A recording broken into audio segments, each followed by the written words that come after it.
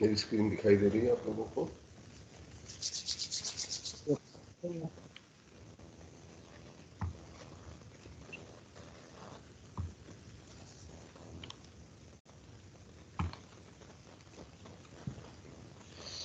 तो आज हम इस वाले एस्पेक्ट की बात करते हैं, फूड से रिलेटेड जो हमारे टॉपिक्स हैं उनको बहुत ब्रीफ में देखते हैं।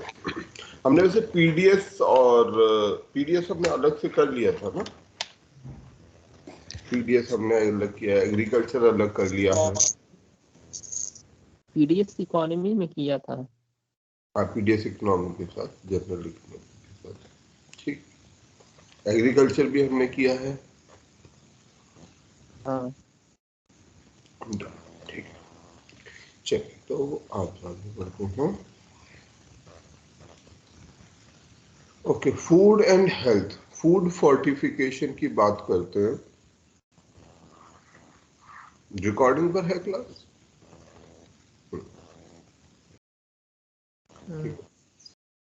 रिकॉर्डिंग पर है ना? Yes sir recording. ठीक, तो फूड फोर्टिफिकेशन क्या होता है?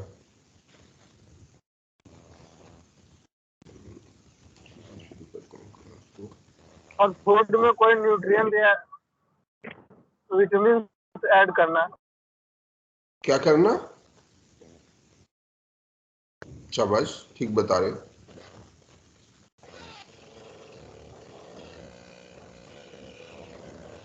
सम्राट, आपकी आवाज चली गई। What is food?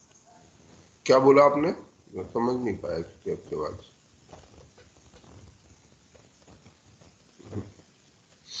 नहीं यार, चलो पूरा बताओ। पूनम, आप बताओगे what is food fortification?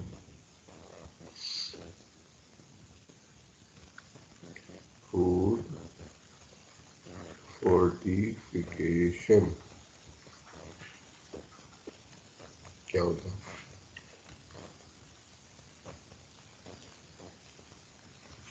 Poonam, Poonam की आवाज नहीं आ रही। श्रुति, सर फूड की न्यूट्रिशनल वैल्यू को बढ़ाना सर, ऐड विटामिन्स को ऐड करना, मिनरल्स को ऐड करना सर प्रोसेसिंग के दौरान। बहुत ही बढ़िया। कोई उदाहरण?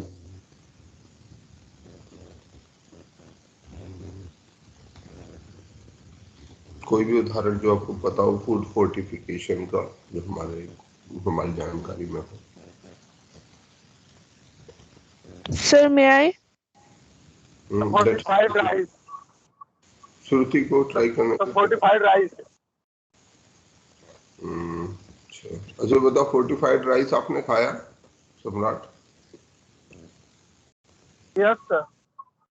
फोर्टिफाइड राइस मिलता है? अच्छा, वेरी गुड। मैंने नहीं खाया, रियली सॉरी, पता नहीं, मुझे नहीं मिला। कहाँ पे मिलेगा? अगर मुझे लेना होगा तो जस्ट फॉर माय नॉलेज से आस्किंग। अगर मुझे फोर्टिफाइड राइस खाना है, मॉल में मिलता है। अच्छा मॉल में मिलता है, ओके। तो कोई और चीज? सर नमक। नमक, यस। मैं अगर उदाहरण देना चाहूंगा तो नमक, श्रुति का उदाहरण बेहतर नमक उदाहरण है। नमक ये एक ऐसा उदाहरण है जो हर किसी को पता है, हर किसी को पता है। मिल्क भी ऐसे आज के फूड के बड़े सारे उदाहरण हो गए हैं, परंतु जैसे नमक सबसे डाइवर्स और सबसे नोटेबल उदाहरण है जो हम सबके ज्ञान में होगा। ठीक है, वैसे तो और भी है। सब में शुरुआत नमक से हुई, हम ये कह सकते हैं। और सबसे वाइड स्प्रेड जो यूज है, सबसे ज्यादा जिसमें इस्तेमाल हुआ वो ये नमक है, सॉल्ट। नमक में हम क्या करते हैं? Iodised salt. आयोडाइज्ड सॉल्ट आज के समय में लगभग जितना ज्यादातर नमक मिलता है वो आयोडाइज्ड सॉल्ट ही मिलता है। अब सिंपल नमक शायद ढूंढने से नहीं मिलेगा, पर अगर मिलता होगा कुछ जगह पर, अभी भी कहीं पर वो मिलता है जो क्रिस्टल वाला नमक होता है, पत्थर वाला नमक, जिसके सर सी कोस्टल रीजन में मिलता है। जैसे ऐसे चौकोर चौकोर वो बीज वो बने रहते थे, बड़े से बड़े बड़े नमक के दाने, वो तो दाने तो नहीं बोले या सर वो प्रिजर्वेशन के काम में भी बहुत अच्छा होता है, जैसे अचार वचार में। अच्छा, तो मतलब और मिलता है। वो काफी समय देखा नहीं, बचपन में वही खाया करते थे, वही नमक आया करता था। तो वो नमक की बजाय आज के समय में फिर उसके बाद नमक के बाद पिसा हुआ नमक आने लग गया, जो कि एक थैली में आता था, पिसा हुआ रहता था, तो उसमें पीसने का चक्कर नहीं रहता था। और फिर उसके बाद उस पिसे हुए नमक के बाद शुरू हुई आयोडाइज नमक की शुरुआत। तो वहां पीसने के आगे उस नमक में आयोडीन मिलाना शुरू हो गया। तो ये जो आयोडाइज्ड सॉल्ट था, ये हम सब के लिए काफी फायदेमंद था। विशेष रूप से इस आयोडाइज्ड सॉल्ट ने जो गॉइटर नाम की बीमारी होती थी, हिंदी में शायद घेंगा बोलते हैं, तो ये गॉइटर नाम की बीमारी पर इसने बड़ा काम किया आयोडाइज्ड सॉल्ट ने, क्योंकि ये गॉइटर नाम की बीमारी हमें आयोडीन की कमी से होती थी। और आयोडीन हमें बहुत बहुत छोटी क्वांटिटी में चाहिए होता है, पर चाहिए होता है। तो उस कमी को इस आयोडाइज्ड सॉल्ट ने पूरा किया। नमक के अंदर ही आयोडीन की बहुत थोड़ी सी मात्रा, जितनी इंसान के लिए बेसिक लेवल पर कंज्यूमेबल हो, उस मात्रा को दिया गया। तो जिससे कि जब भी हम नमक खाएंगे तो अपने आप वो थोड़ा सा आयोडीन, बहुत थोड़ा सा आयोडीन अपने आप हमारे शरीर में चला जाएगा, जिससे हाइपोथायरॉयडिज्म, मतलब थायराइड की आयोडीन की जो कमी से होने वाला थायराइड नहीं होता है। और इसके बड़े सारे इफेक्ट भी होते थे, मेंटल रिटार्डेशन, डेवलपमेंट के प्रॉब्लम, वो सब भी इसके कारण सुलझे। तो ये एक बड़ा उदाहरण है। इसके अलावा आप सभी लोगों ने उदाहरण दिए फूड फोर्टिफिकेशन के, बहुत अच्छे अच्छे उदाहरण दिए, जिसमें कि हमारा चावल आज के समय पर है, राइस फोर्टिफिकेशन, चावल के अंदर फोर्टिफिकेशन किया हुआ है, मिल्क का फोर्टिफिकेशन है, सॉल्ट के अंदर में ये भी वो है, प्रस्ताव है कि उसके अंदर आयरन को भी मिलाकर दिया जाए। परंतु इस फूड फोर्टिफिकेशन का एक दूसरा पक्ष ये हो सकता है कि खासतौर में अगर हम कोई माइक्रो न्यूट्रिएंट दे रहे हैं और वो माइक्रो न्यूट्रिएंट एक्सेस में हो जाए तो भी समस्या हो सकती है। तो हम उस माइक्रो, जैसे आयरन को हम दें इसके साथ, नमक के साथ, और पता चलेगा कि लोगों को एक्सेस हो गया, तो वो भी एक कंडीशन डेवलप हो सकती है, उसकी टॉक्सिसिटी डेवलप हो जाएगी उस पर्टिकुलर। जैसे आयोडीन है, आयोडीन अगर हमें नहीं मिलेगा तो हमारे लिए प्रॉब्लम है, पर अगर आयोडीन ज्यादा खा लेंगे तो भी प्रॉब्लम है, उसकी टॉक्सिसिटी शुरू हो जाएगी। तो दोनों तरफ माइक्रो न्यूट्रिएंट्स के प्रभाव होते, तो वो मॉनिटर करना होता है। विटामिन ए की भी ऐसी टॉक्सिसिटी होती है, तो इनको केवल उतनी मात्रा में रखा जाता है, मिनिमम मात्रा में, जिससे कि केवल जो खाने पीने की जरूरत है वो पूरी हो जाए। तो डिपार्टमेंट ऑफ फूड, जो आजकल बीपी लोगों में देखा जा रहा है, इंक्रीज लेवल, तो क्या उसका एक कारण आयोडीन हो सकता है, आयोडीन? नहीं, ऐसी कोई स्टडी नहीं सर है। इसमें सोडियम काम करता है ना वो बीपी वाले में? नहीं, ऐसा नहीं है, सोडियम नहीं। सबसे बड़ा कारण जो हमारे ब्लड वेसल्स होते हैं, मतलब देखिए कोई भी चीज का रिसर्च जहां तक हमें पता है हम वहीं तक दावा कर सकते हैं। कल को कोई नई चीज पता चले, कोई नए अध्ययन में कुछ चीज आएगी तो हम उसके बारे में दावा नहीं कर सकते। पर आज तक की तारीख में ऐसा कोई अध्ययन नहीं है जो ये बताता हो कि बीपी जो है इसके कारण होता है। और जैसे सोडियम का भी आप कह रहे हैं, सोडियम से कम हो सकता है बीपी, पर आवश्यक नहीं। बीपी होने का मुख्य कारण ये होता है कि हमारे जो वेसल्स होते हैं, ब्लड वेसल्स होते हैं, वो धीरे धीरे जैसे जैसे एजिंग होती जाती है वो स्टिफ होते जाते हैं, सख्त होते जाते हैं। तो जब बच्चा होता है तो वो ब्लड वेसल्स थोड़े से लेस रिजिड होते हैं, पर धीरे धीरे बढ़ते बढ़ते वो ज्यादा सख्त होते जाते हैं। तो उस तरह से बीपी बढ़ना शुरू करता है और हमारे हृदय की काम की आवश्यकताएं बदलती जाती हैं। तो अभी ऐसा तो नहीं कह सकते कि हम नमक कम खाने से ब्लड प्रेशर जरूर कम हो जाता है। नमक ज्यादा खाना, उसमें सोडियम का रोल कह सकते हैं कि नमक ज्यादा खाने से हमें जो है ये हो सकता है। पर आयोडीन से कम मेरी जानकारी में ऐसा कोई अध्ययन मेरे को नहीं मालूम है कि ऐसा कोई अध्ययन हो जो ब्लड प्रेशर को जोड़ता हो। अभी तक प्रमाणिक रूप से ऐसी कोई चीज नहीं आई।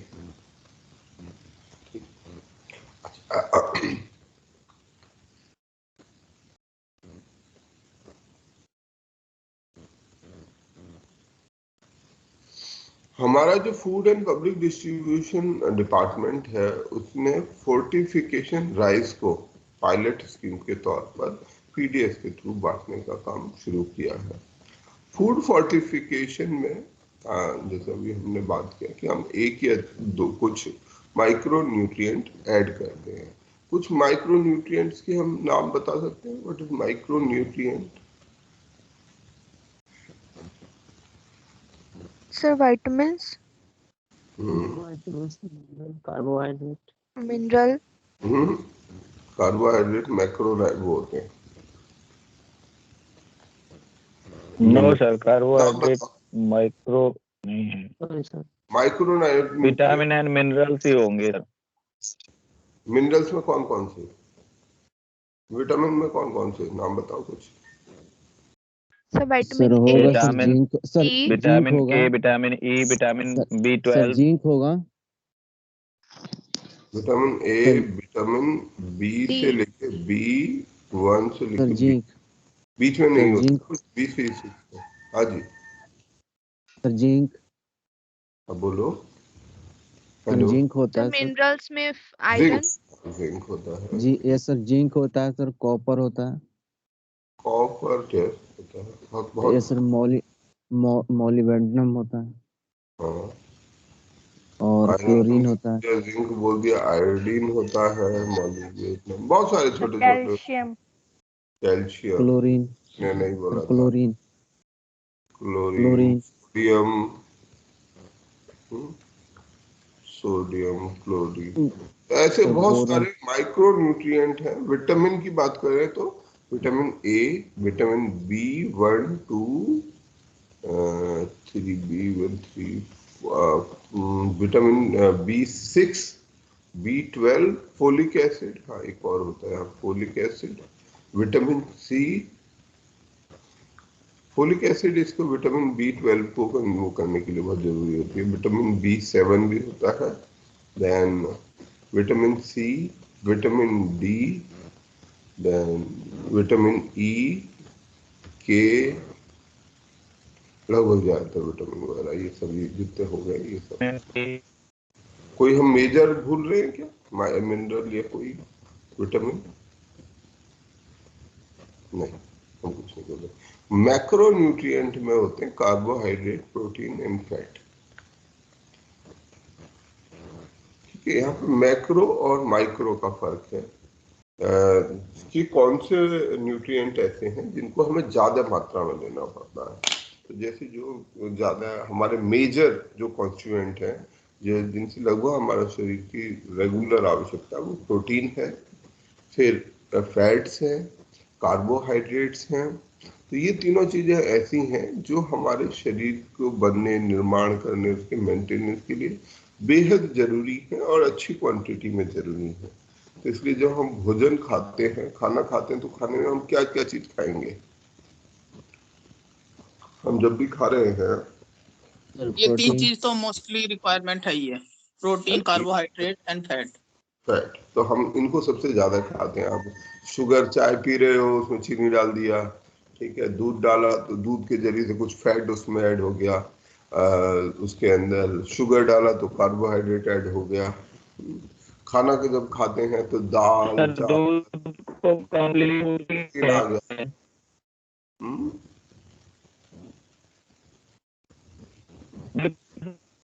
आपकी आवाज कहते हैं। नहीं, आपकी आवाज कम वो हो रही है, ठीक है। तो हमारा जो फूड है, फूड के अंदर विशेष तौर पे हम सबसे ज्यादा क्या लेंगे? कार्बोहाइड्रेट, प्रोटीन और फैट। हर चीज में आप दूध ले रहे हैं तो दूध के अंदर भी प्रोटीन है, कार्बोहाइड्रेट है, फैट है। हम सब्जी, दाल, ग्रेन्स जितने खाते हैं, इन सब में ये प्रोटीन, फैट अलग अलग मात्रा में रहते हैं। किसी में ज्यादा होते हैं, किसी में कम होते हैं, ठीक है। और हम जो वाटर सोल्यूबल विटामिन, किसमें वाटर सोल्यूबल विटामिन जो उसमें आते हैं वो भी इसमें हाँ, ये अच्छा इन्होंने बताया। दो जो विटामिन हैं, विटामिन को दो ब्रॉड कैटेगरीज में बांट सकते हैं। विटामिन, वाटर सॉल्युबल विटामिन जो पानी में घुल सकते हैं, और fat soluble vitamin. Fat soluble. Fat soluble, ठीक है।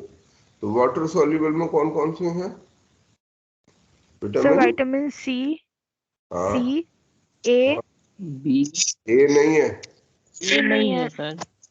विटामिन बी ग्रुप और vitamin C. Vitamin B is a group, ठीक है। विटामिन बी के अंदर में कई सारे और विटामिन आते हैं, जैसे B1, B2, B3, B4, मेरे ख्याल से 6 तक होते हैं, मैं भूल रहा हूँ। फिर विटामिन B6 मेजर है, फिर B12 विटामिन है, ठीक है। तो ये कुछ मेजर विटामिन हैं जो हम वो करते हैं। प्लस में विटामिन सी, ये दो विटामिन ऐसे हैं जो वाटर सॉल्युबल हैं, ठीक है। तो विटामिन सी को जो जिसके कारण स्कर्वी होता है, विटामिन ये सब अपने अलग अलग करते हैं। ये इसके कारण बेरी बेरी और सबके अपने अपने डिजीज या अलग अलग सिम्टम्स होते हैं इन विटामिन के कारण में। तो ये वाटर सॉल्युबल है, यानी कि ये पानी में घुल सकते हैं। ये फैट सॉल्युबल है। वाटर सॉल्युबल विटामिन की एक अच्छी चीज है कि वाटर सॉल्युबल विटामिन को अगर हम एक्सेस में भी खा लेंगे तो कोई समस्या नहीं है, क्योंकि ये हमारे बॉडी से ड्रेन आउट हो जाते हैं, बाहर निकल सकते हैं, ठीक है। हमारी किडनी इनको बाहर निकाल देगी अगर हमारी बॉडी में इनकी एक्सेस, तो इनकी एक्सेस जनरली नहीं होती है, पर इनकी एक्सेस हो सकती है जो फैट सॉल्युबल विटामिन होते हैं, जिनमें कि विटामिन ए होता है, विटामिन डी होता है, विटामिन ई होता है, विटामिन के होता है। ये कुछ ऐसे विटामिन हैं जो एल एस्कॉर्बिक एसिड भी होता है सर, जो वाटर में सॉल्युबल। एस्कॉर्बिक एसिड कुछ नहीं होता है, विटामिन सी को एस्कॉर्बिक एसिड बोलते हैं। Vitamin C is ascorbic acid, उसका प्रीकर्सर है एस्कॉर्बिक एसिड विटामिन सी का, ठीक है। तो अभी ये हाँ, विटामिन के हम थोड़ी वैसे डायरेक्ट वे में थोड़ी लेते हैं, विटामिन के लेते हैं, कंज्यूम करते हैं विटामिन के। विटामिन के एक इम्पॉर्टेंट विटामिन है। ब्लड के जो जमने का प्रोसेस है, कोगुलेशन का प्रोसेस है, उसमें विटामिन के इम्पॉर्टेंट होता है, ठीक है। तो ये कुछ हमारे विटामिन हो गए। तो इन सभी विटामिन को हमें कंज्यूम करना होता है। बाकी मिनरल्स के नाम आप लोगों ने बताया, सबके अलग अलग चीज के लिए हमारे इसमें रोल है, सब चीज के लिए हमें अपनी आवश्यकता होती है। तो जो सरकार है, गवर्नमेंट है, उसने राइस के फोर्टिफिकेशन को स्वीकृति, राइस को ऐड करने की स्वीकृति दी है। फोर्टिफिकेशन हम सब लोगों को पता है, हम सब लोगों ने बताया कि फोर्टिफिकेशन क्या चीज होती है।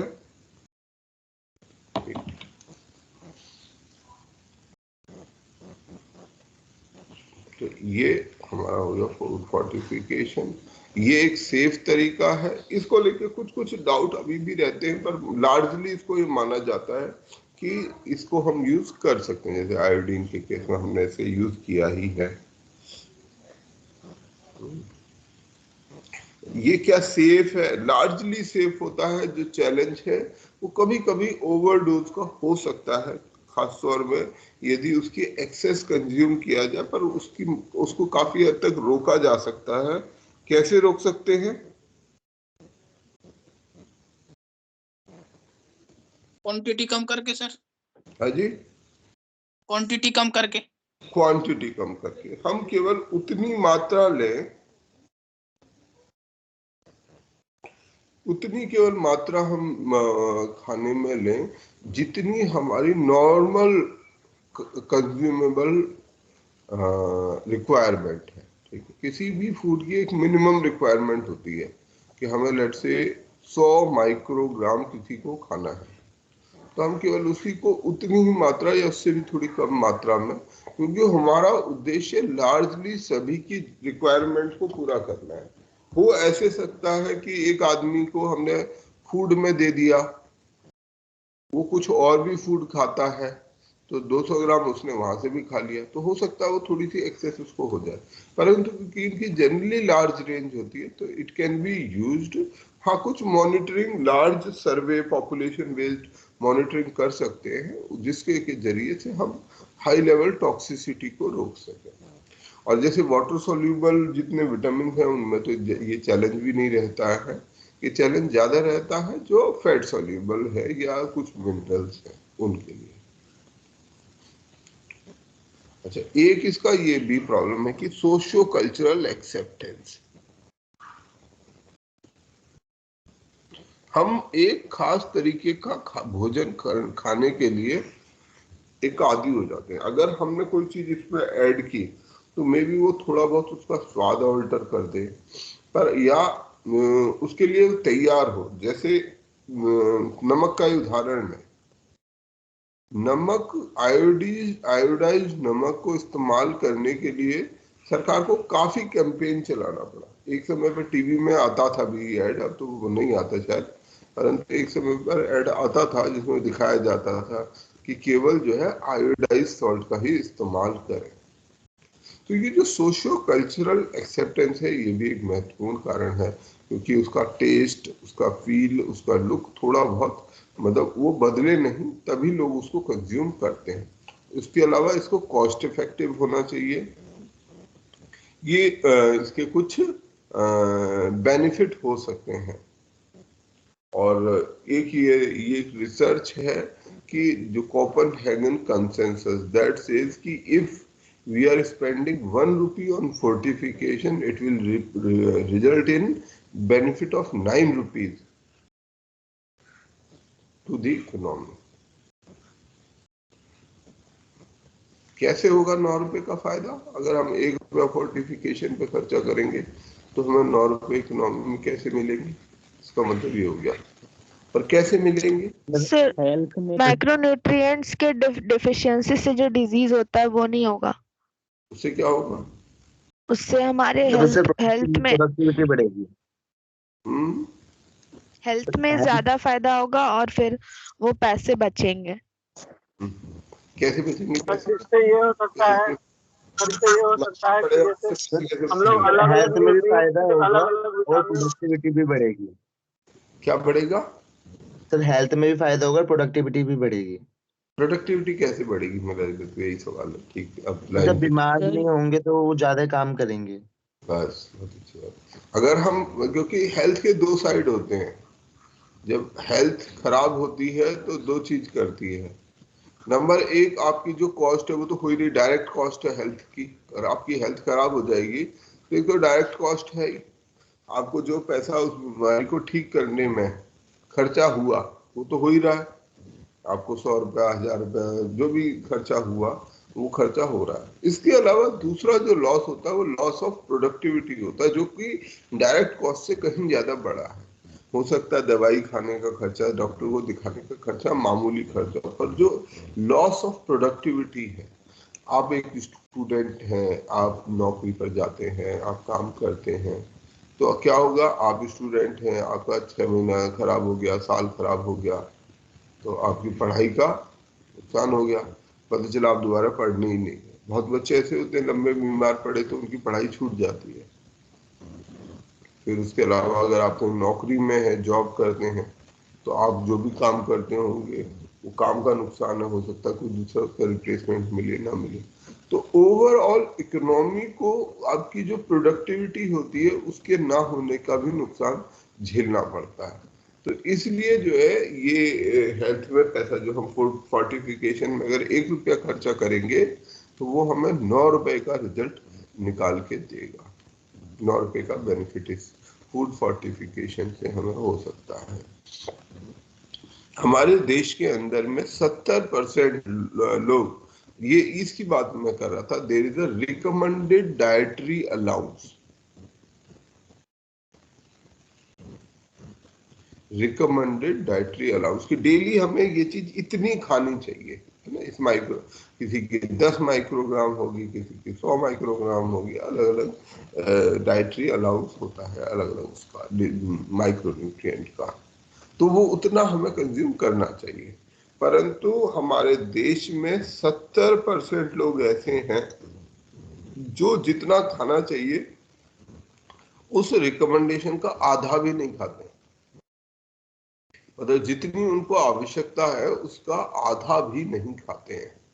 और इस तरीके की भूख, ये भूख हिडन हंगर कहलाती है। What is hidden hunger? Sir आवश्यकता को पूरा नहीं करती है जो भी हम लोग खाते हैं। हाँ सर, सर जो ये एक बीमारी हमें है जो सर, जरूरत होती है न्यूट्रिएंट्स वो नहीं माइक्रोन्यूट्रिएंट। आते हैं। माइक्रोन्यूट्रिएंट क्या? बताओ। शाबाश। सर सर ग्रेन मिलने से ही सब कुछ नहीं हो जाता ना सर, न्यूट्रिएंट्स भी चाहिए होते हैं ताकि हेल्दी लाइफ जी सकें, इसलिए। ये हिडन हंगर का बेसिक कंसेप्ट ये है कि हमारी जो फूड है, हमारा फूड है, उसमें क्वांटिटी वाइज सबसे महत्वपूर्ण क्या है? मैक्रोन्यूट्रिएंट सबसे महत्वपूर्ण है। तो अगर हम क्वांटिटी वाइज मैक्रोन्यूट्रिएंट खा लेते हैं तो हमें एक फुलनेस की फीलिंग आ जाती है कि हमने खाना खा लिया। परंतु ये कोई जरूरी नहीं है कि अगर हम भरपेट खाना बराबर सारे टाइम जितने भी टाइम खाते हैं वो भरपेट खाना हमें मिल रहा है तो हमारी भूख शांत हो गई। कुछ बहुत ये जो पदार्थ है बहुत छोटी छोटी क्वांटिटी में है, परंतु कहीं ना कहीं हमारे भीतर उस चीज की आवश्यकता पूरी नहीं होती। तो जो हंगर का, भूख का बेसिक ऑब्जेक्टिव क्या है? भूख क्यों लगती है हमें?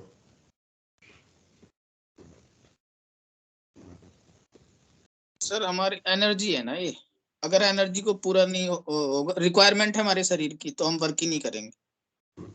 भूख हमारे दिमाग का एक मैसेज है, एक संदेश है कि यू नीड न्यूट्रिशंस, है ना। हमारा दिमाग जब भूख लगती है इसका मतलब क्या होता है? हमारा दिमाग हमें एक संदेश दे रहा होता है कि भाई आप खाना खाओ, तो आपको किसी चीज की आवश्यकता है। हम जो है फिर खाना खाते हैं। खाने में हम इतनी सारी चीजें, हमारा खाना कभी आपने देखा कितना कॉम्प्लिकेटेड होता है? Kitchen is a very complicated place. अगर आप किचन में काम करोगे अब वो पता चलेगा किचन में 36 तरीके के मसाले रखे हुए हैं।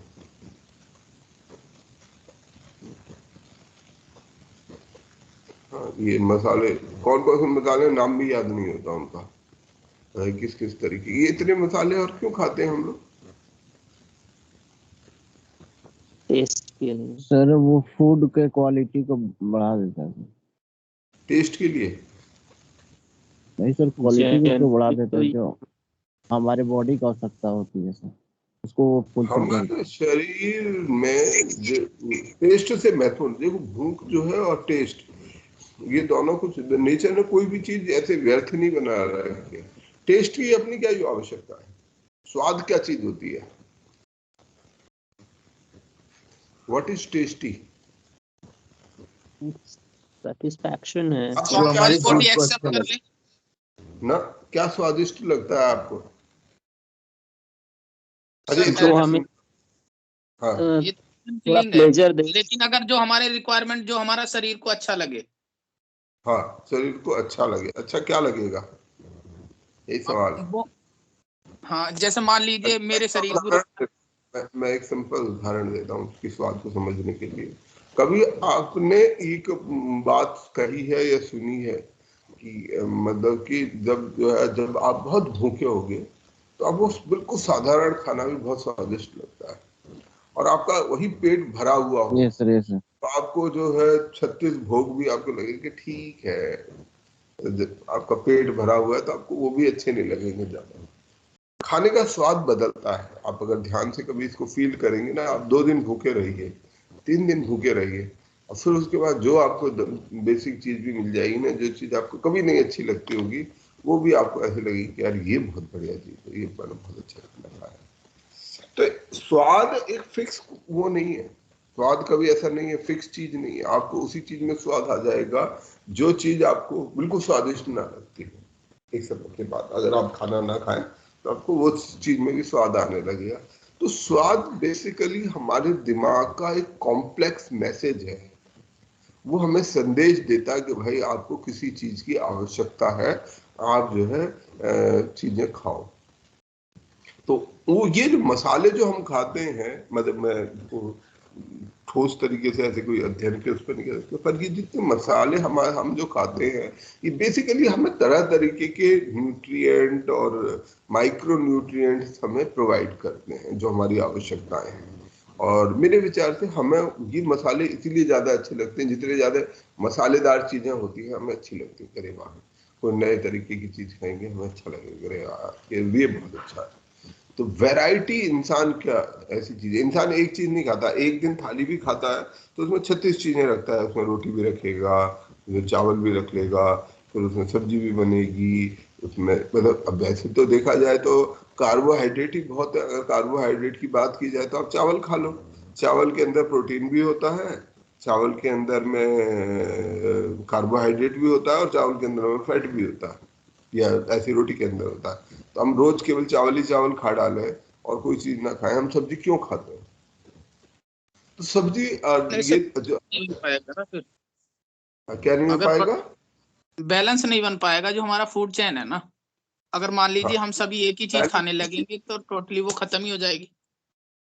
नहीं ऐसे आज के समय में तो चावल बहुत सारा उगा सकते हैं, उगाते रहो, चावल को उगाने में क्या है, वो तो ज्यादा आसान रहेगा, खेत में इतनी सर मेहनत एक करनी टाइम वो पड़ती है। आएगा, वो ऐसा शायद अफ्रीका की कोई कंट्री थी, उसमें ऐसा ही हुआ था कि वहां पे लोग जो ना ब्रेड बहुत खाते थे। तो हाँ, ब्रेड मोस्टली गेहूं से बनता है, तो एक टाइम वो आ गया कि उनके पास गेहूं ही खत्म हो गया, तो इतना क्राइसिस हो गया क्योंकि उनका जो फूड था ना वो बैलेंस ऑफ फूड करके नहीं चल रहे थे चैन का सिस्टम को, और वो टोटली एक ही चीज पे डिपेंड हो गए। Then crisis for the this country, उस कंट्री अच्छा में। बाद में इस महारानी तक बात पहुंचा था वहां सवाल, से। केवल एक ही तरीके के फूड पे हम डिपेंड करें, मान लो अवेलेबल है, अवेलेबिलिटी का कोई इश्यू नहीं है, अवेलेबिलिटी की कोई दिक्कत नहीं है, हमारे पास पर्याप्त मात्रा में गेहूं है, हम 30 लोग क्लास के जितने लोग हैं सिर्फ गेहूं खाने लगे, सिर्फ और सिर्फ गेहूं, इससे फूड चेन मेरे ख्याल से प्रभावित नहीं होगी, तो क्या होगा? सर फिर सर बैलेंस हमें डाइट देख नहीं सकते हैं रहेगा माइक्रो सर। तो बैलेंस डाइट का सर मतलब क्या होता है? What is balance diet? Sir micro nutrients तो नहीं है ना इसमें। हाँ, अगर बैलेंस डाइट का मतलब यही है कि हमारी डाइट के अंदर में सब चीजें होनी चाहिए, इसलिए हमें फ्रूट्स भी खाने चाहिए, इसलिए हमें वेजिटेबल भी खाने चाहिए, इसलिए हमें कुछ कुछ मसाले भी खा लेते हैं, इसलिए हम कार्बोहाइड्रेट भी खाते हैं, दूध भी पी लेते हैं, दही खा लेते हैं। तो हमारे फूड में सबसे ज्यादा वैरायटी होती है। ये वैरायटी क्यों होती है? सर वैरायटी क्यों होती है? क्योंकि सर हमारी सर बॉडी को रिकमेंडेड माइक्रो डाइटरी अलाउंस में माइक्रोन्यूट्रिएंट्स का वो दिया गया है ना। बिल्कुल। तो ये हमारी बेसिक चीज है जिसके कारण हमें जो है अलग अलग तरीके के फूड खाने होते हैं। एक्चुअली बताऊं कि इंसान जो है was never made to eat a regular food. इंसान खासतौर में अगर हम पुराने इंसान की बात करें तो जो जंगल में रहने वाला जो इंसान था उसने कभी सेम फूड को नहीं खाया, उसको कभी अपॉर्चुनिटी नहीं मिलती थी कि वो चीज, जैसे आज उसने कोई एक फ्रूट खा लिया, अब कोई गारंटी थोड़ी कि दोबारा उसको वही फ्रूट मिल जाएगा। आगे बढ़ा उसको, फिर वो कोई और नई तरीके के खाने की चीज, कोई और नई तरीके की खाने की चीज। इसलिए पहले के समय में जब आदमी जंगल में था, प्राइमेट था, तो उस समय पर उसको कोई एक फूड रेगुलर बेसिस पर नहीं मिलता था। आज भी जो जानवर हैं जो जंगल में रहते हैं उनको कोई जरूरी नहीं है, ऐसा नहीं कि शेर ये तय कर लेगा कि मैं केवल इसी जानवर का शिकार करूंगा, उसे जो जानवर मिलेगा उसे खा लेगा। ऐसे ही जो वैसे जानवर हैं जो अदर फूड आइटम से जिंदा रहते हैं, उनको कोई जरूरी नहीं कि एक ही तरीके का फूड मिलेगा, उनका फूड लगातार बदलता रहेगा। तो हमारे अंदर जो ये स्वाद का कॉन्सेप्ट है, जो भूख का कॉन्सेप्ट है, वो इसी से जुड़ा हुआ है कि हम इस स्वाद से, इवन कभी कभी आप देखेंगे स्वाद बदलते भी हैं, कभी बीमार पड़ जाएंगे तो आपके स्वाद बदल जाएंगे, आपको कोई ऐसी चीज खाने की इच्छा करेगी, क्योंकि कहीं वो संदेश है हमारे वैरायटी को बढ़ाने का, कि हम अपने खाने में ज्यादा से ज्यादा विविधता लाएं। प्रेग्नेंट वुमेन को कहते हैं, मुझे पता नहीं पर ऐसा कहा जाता है, प्रेग्नेंट वुमेन जो होती हैं उनको इमली खाना या खट्टी चीजें खाने का या चटपटी चीजें खाने का ज्यादा मन करता है, ऐसा बोलते हैं ना? ऐसा जी सर। में भी देखते हैं, यस सर। है ना, कुछ हद तक ये होता भी है। ऐसा क्यों होता है? सर वो प्रेगनेंसी के दौरान जो बेबी है ना, उसकी रिक्वायरमेंट ऐसी होती है। हाँ, तो वो जो जो जो जो उसकी पीठ में गर्भ में बच्चा पल रहा है, वो गर्भ में जो बच्चा पल रहा है उसकी न्यूट्रिशनल रिक्वायरमेंट डिफरेंट हो जाती है। तो न्यूट्रिशनल रिक्वायरमेंट जब डिफरेंट होती है तो उसकी स्वाद की भी चीजें बदलती हैं, उसकी जो मैसेजिंग है दिमाग की वो बदल जाती है कि नहीं, हम मुझे ये खाने का मन कर रहा है। तो ये जो मन है, ये कभी कभी हमें इसलिए अपने मन की भी सुननी चाहिए, ज्यादा नहीं सुननी चाहिए। ये एक दूसरी बात है कि कहीं ना कहीं हम अपने जीभ के वो भी ना बन जाए, गुलाम ना बन जाए, क्योंकि हम स्वाद से ज्यादा खाते हैं तो भी प्रॉब्लम होगी। जैसे स्वाद में हमें कौन सी चीज ज्यादा स्वाद लगती है? हमें फैटी चीज ज्यादा स्वाद लगती है। सबसे ज्यादा आप फैटी चीजों को खाइए तो सबसे ज्यादा स्वादिष्ट लगेंगी। घी, देसी घी ज्यादा आपको अच्छा लगेगा, चीज वाली चीजें हमें बहुत अच्छी लगेंगी। तो ऐसी चीज ज्यादा अच्छी लगती है। और क्यों? क्योंकि ये भी हमारी बॉडी का एक मैसेज है, क्योंकि कुदरत को ये नहीं पता कि इंसान कभी इतना फूड इकट्ठा कर लेगा। तो फैट हमारे लिए क्या काम करता है? फैटी चीज हमें क्यों अच्छी लगती है? पराठा, कचौड़ी और जितने फैटी फूड हैं वो हमें ज्यादा क्यों अच्छे लगते वेट इंक्रीजिंग है लोग, और फिर ये समझते हैं ना कि हम इससे खा के ज्यादा फैट खाएंगे तो हेल्दी लगेंगे। ये हमारी मतलब एक वो लगने की बात नहीं, पर हमारे शरीर की रिक्वायरमेंट क्या है? हमें फैटी चीज क्यों अच्छी लगती होंगी? सोच के बताओ। थोड़ा सा लॉन्ग टाइम के लिए एनर्जी मिलती। Very good. ये हमारे एनर्जी स्टोर हाउस होता है। तो ये एनर्जी का स्टोर होता है फैट। तो अगर जब हम फैटी चीज कोई खाते हैं तो हमारे शरीर को ये लगता है कि हाँ यार ये चीज ठीक है, इसको हम लंबे समय तक अपने शरीर के अंदर स्टोर कर सकते हैं। और क्योंकि इंसान ना, मतलब कभी भी रेगुलर खाने के लिए नहीं बना था। ये जो 2 टाइम 3 टाइम खाने का सिस्टम है, जंगल में क्या शेर 2 टाइम 3 टाइम खाने का प्रिविलेज रख सकता है? No sir. No sir. जंगल में जो शेर मिला होता है एक दिन शिकार कर लेता है तो 2 दिन फिर खाना नहीं मिलता है। हम शेर को कितना भी बनाए। ऐसे ही बाकी जानवर हैं, मिल गया तो बहुत खा लिया, और जब नहीं मिलेगा तो कई कई दिन तक भी नहीं मिलता फिर उनको भोजन। फिर वो उसी भोजन के स्टोर से काम चला लेते फिर ऐसे जो है, क्योंकि सीजनल वेरिएशन होती रहती है जंगल में। तो ऐसा नहीं है कि हम उसके घर में गोदाम में रख लेंगे और बनाते रहेंगे। जंगल में तो जो उपलब्ध है वही खाना है, तो कभी कभी भूखा भी रहना पड़ता है। इसीलिए जब उन्हें खाना मिलता है वो फटाफट फटाफट ज्यादा से ज्यादा खाना चाहते हैं। तो जो ग्रीड है, इंसान का जो ग्रीड, जो लालच होता है जानवरों का या हम सबके अंदर, वो फूड का जो ग्रीड होता है, तो वो क्यों आता है? वो इसीलिए आता है कि हमारे दिमाग में जो एक इवोल्यूशनरी एक आइडिया है कि हमें ज्यादा से ज्यादा फूड को स्टोर कर लेना है। और वही इवोल्यूशनरी आइडिया, वो जो हमारे विकास क्रम में बहुत गहरा बसा हुआ है, वही हमें फैट को ज्यादा कंज्यूम करने के लिए एनकरेज करता है कि आप इसे खा लो। इसे खाने से क्या होगा कि आपको जब फूड की आवश्यकता होगी, जब यह फूड अवेलेबल नहीं होगा, तो आप उसे यूज कर पाओगे। ये एक इवोल्यूशनरी आइडिया है जो हमारे जीन्स में बहुत डीपली एनग्रेन्ड है, इसलिए हमें फैटी चीज अच्छी लगती है, इसलिए हम फैट खाते हैं। वो आदमी दिमाग लगा देता है कि नहीं यार ठीक है, अब बहुत हुआ, अब नहीं खाऊंगा, अपना वजन कंट्रोल करूंगा। कुछ लोग इसे कर लेते हैं, कुछ नहीं कर पाते हैं। जो नहीं कर पाते हैं वो मोटापे की तरफ चले जाते हैं। तो जो मोटापे की तरफ चले जाते हैं उनको बस ये समझना चाहिए कि हमारे जो फूड का एक नेचुरल फिनोमिना क्या होता है। फूड हमें जैसे आज मिल रहा है, जितना इक्वली डिवाइडेड हमें फूड मिलता है नेचुरली, वो नेचुरल नहीं है। That is not natural. Natural way में हमें खाना कभी मिलेगा, कभी नहीं मिलेगा। हमें सर्दियों के समय में ज्यादा भूख लगती है। सर्दियों के समय में ऐसी चीज है क्योंकि सर्दियों में फूड की आवश्यकता और बढ़ जाती है।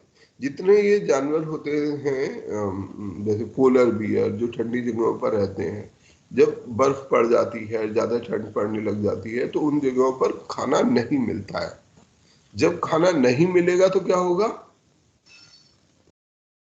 सब वो चर्बी इकट्ठा करने के लिए तो करते हैं उससे ना। चर्बी इकट्ठा कर लेते हैं। तो सर्दी जब आने लगती है, सर्दी जब आती है और फूड मिलता है, तो हमारी खाने की वो बढ़ जाती है, क्योंकि आपको चर्बी इकट्ठी करनी होती है, आपको फैट इकट्ठा करना होता है, जिसको आप सर्दी के जो दौरान उसको फिर कंज्यूम कर लेते हैं।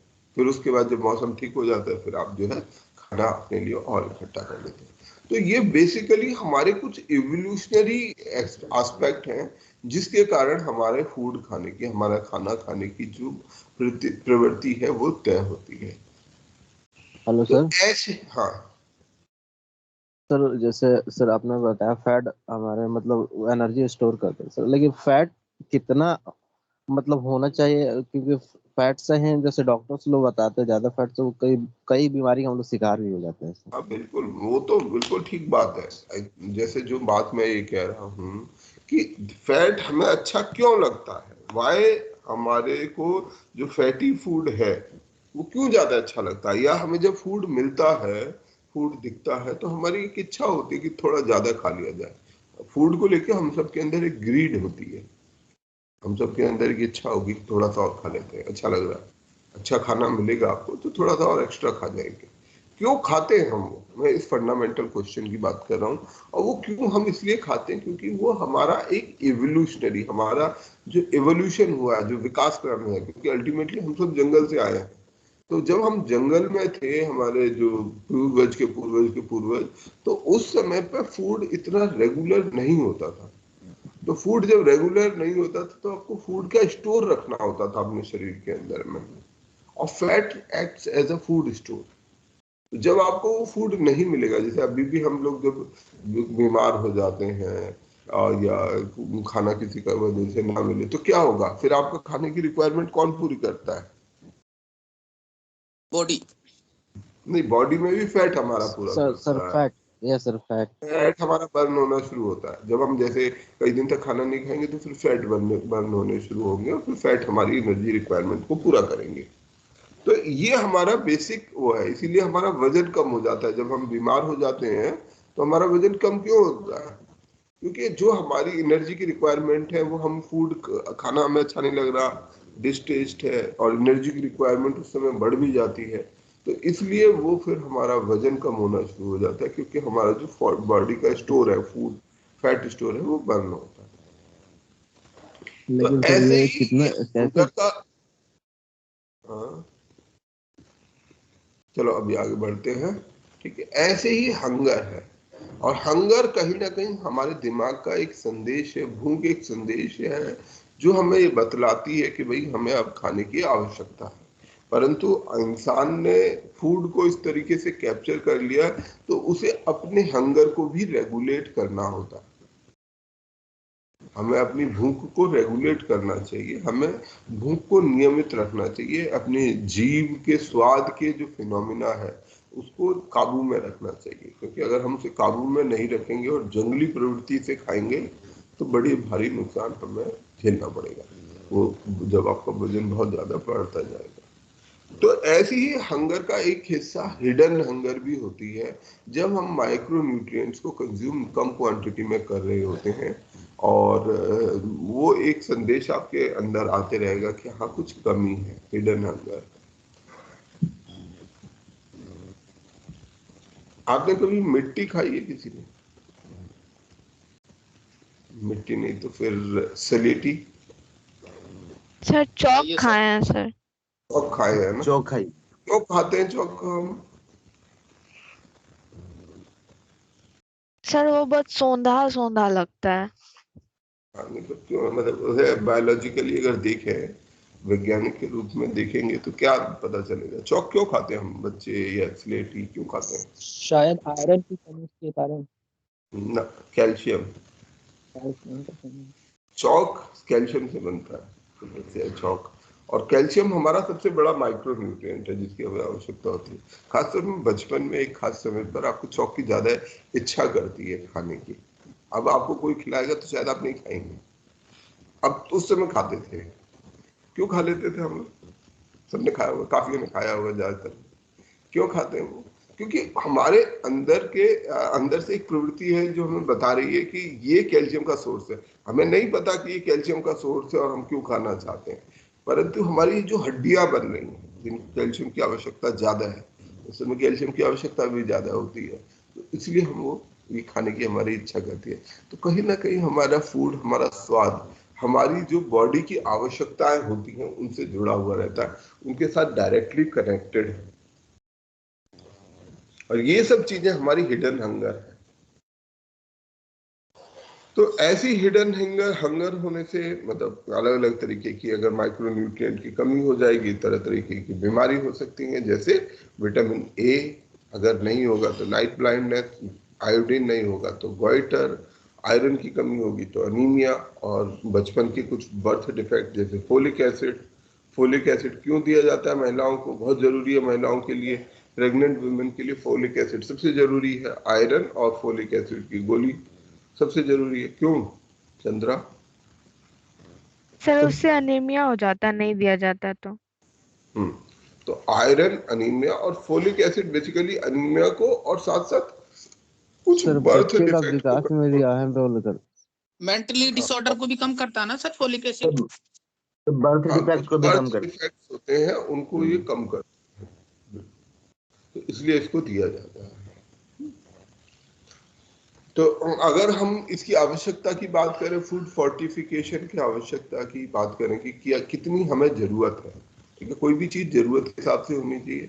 तो नेशनल फैमिली हेल्थ सर्वे हमारा ये बताता है हमें कि हमारे देश में करीब 58.4% बच्चे, छोटे बच्चे जो कि 6 महीने से लेके 5 साल की आयु के बीच के हैं, वो अनीमिक है। 5 साल से छोटे बच्चे लगभग 59%, क्योंकि कितना बड़ा नंबर है, 60% बच्चों के अंदर आयरन की कमी है।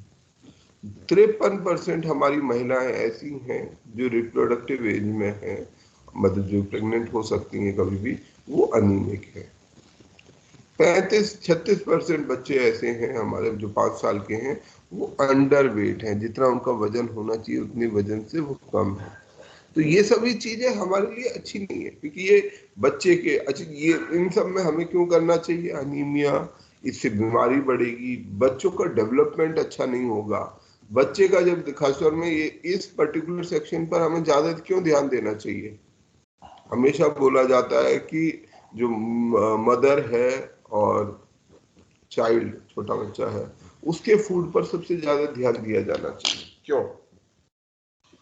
Investment of future mall nutrition में रिजल्ट करता है। इवन हमारे जो कॉग्निटिव फैसिलिटीज हैं, हमारे जो दिमाग की शक्तियां हैं, ठीक है, आपका मैथ, आपकी जो वेरियस एबिलिटीज हैं, कॉग्निटिव एबिलिटीज है, वो भी फूड के द्वारा डिटरमिन होती है। अगर बच्चे को ठीक फूड मिलेगा तो उसकी कॉग्निटिव एबिलिटीज बेटर होंगी। अगर फूड अच्छा नहीं मिलेगा, जैसे हम इसे मतलब इसका एक बहुत दूसरे तरीके से भी ले जा सकते हैं कि जो हम कहते हैं मेरिट का कॉन्सेप्ट कहते हैं ना, merit is outcome of food. मैं ये ऐसे बोलता हूँ, merit is nothing but it is outcome of opportunities. Do you agree with me or not? जैसे आज के समय में बहुत मेरिट कि भैया मैं और वो होनी चाहिए, ओपन कंपटीशन होना चाहिए। मेरिट इज एक्चुअली में nothing, it's nothing. Mother nature ने मेरिट के जैसी चीज नहीं बनाई, लगभग सबको बराबर सा दिमाग दिया है। Merit is nothing but merit is just outcome of opportunities. ये अपॉर्चुनिटीज क्या होती है? Opportunity is a requirement. अगर मान लीजिए जैसे आप अभी न्यूट्रिशन पे बात कर रहे हैं, तो वो जिस बच्चे को नहीं मिलेगा उसका आईक्यू लेवल ऑटोमेटिक कम हो जाएगा। तो then provide we for the after the food properly food taking and create of the productivity and increase of the development the every parts of the body।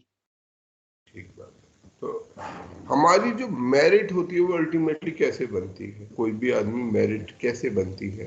उसको जो एजुकेशनल अपॉर्चुनिटीज मिलती हैं कि भाई आपका स्कूल अच्छा था, आपको पढ़ाई लिखाई, आपके घर में माहौल अच्छा था, तो एक एजुकेशनल अपॉर्चुनिटी है। आपको किताब की आवश्यकता है, आपको किताब मिल गई। आपको स्कूल जाने की आवश्यकता है, आपको किसी ने स्कूल भेज दिया, एडमिशन हो गया, टीचर ने डंडे नहीं मारे, तो एक एजुकेशनल अपॉर्चुनिटी। अच्छा टीचर था, पढ़ाने वाला इंटरेस्ट से पढ़ाता था, आपको भी उसकी बात समझ आती थी, तो आपके लिए वो एक एजुकेशनल अपॉर्चुनिटी है।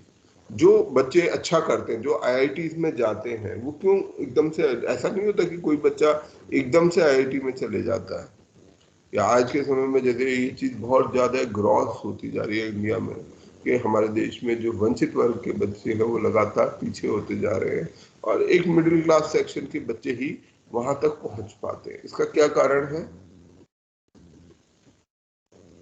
क्या सर सर लैक उनको ऑफ शुरू से वैसा माहौल अवेयरनेस, मिला है। सर ज्यादा लैक ऑफ होशियार? अवेयरनेस, हाँ, sir lack of awareness. Lack of awareness, वो भी एक अपॉर्चुनिटी है कि भाई ये वाला फॉर्म भर दोगे तो आपका यहाँ सिलेक्शन हो जाएगा। तो ये बहुत बेसिक स्कूल के लेवल से शुरू हो जाता है, घर के जैसे पहली दूसरी से।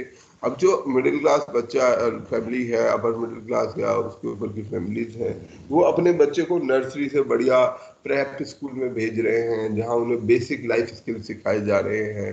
पहली से उनके टीचर अच्छे हैं, बढ़िया सिस्टम पे पढ़ाते हैं, अच्छी तरह से पढ़ाते हैं, मन से पढ़ाते हैं, क्वालिटी उनको आता है।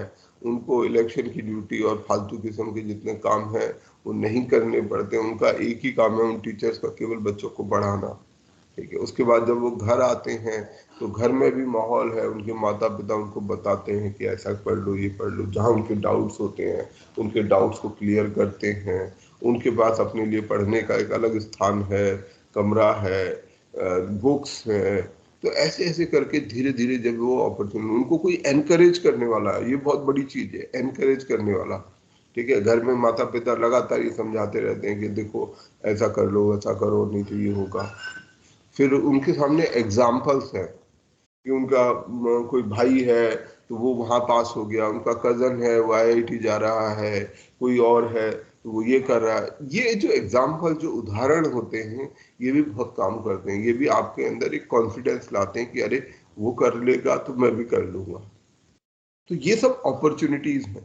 परंतु अगर हम वंचित बच्चों की बात करें तो उनकी प्रॉब्लम क्या होती है? उनको डे वन से ही स्कूल में, तो प्रेप स्कूल जैसा शायद कंसेप्ट होता ही नहीं है गांव में, या जहाँ से हम आते हैं वहाँ पे प्रेप स्कूल होते नहीं है। पहली के बाद जो स्कूल होते भी हैं, बस स्कूल के नाम पे स्कूल होते हैं, वहाँ कोई टीचर नहीं होगा। बेचारा जो टीचर होगा भी कभी पोलियो की दवाई पिला रहा होगा, कभी इलेक्शन का काम कर रहा होगा, या कुछ और काम कर रहा होगा। वो पढ़ाई को छोड़ के सारे काम कर रहा होता है। तो बच्चों को अगर वो पढ़ाना चाहता भी होगा तो नहीं पढ़ा सकता। बहुत बार वो कॉम्पिटेंट भी नहीं होते, इस योग्य ही नहीं होते कि वो पढ़ा सकें, उनका इंटरेस्ट नहीं होता है।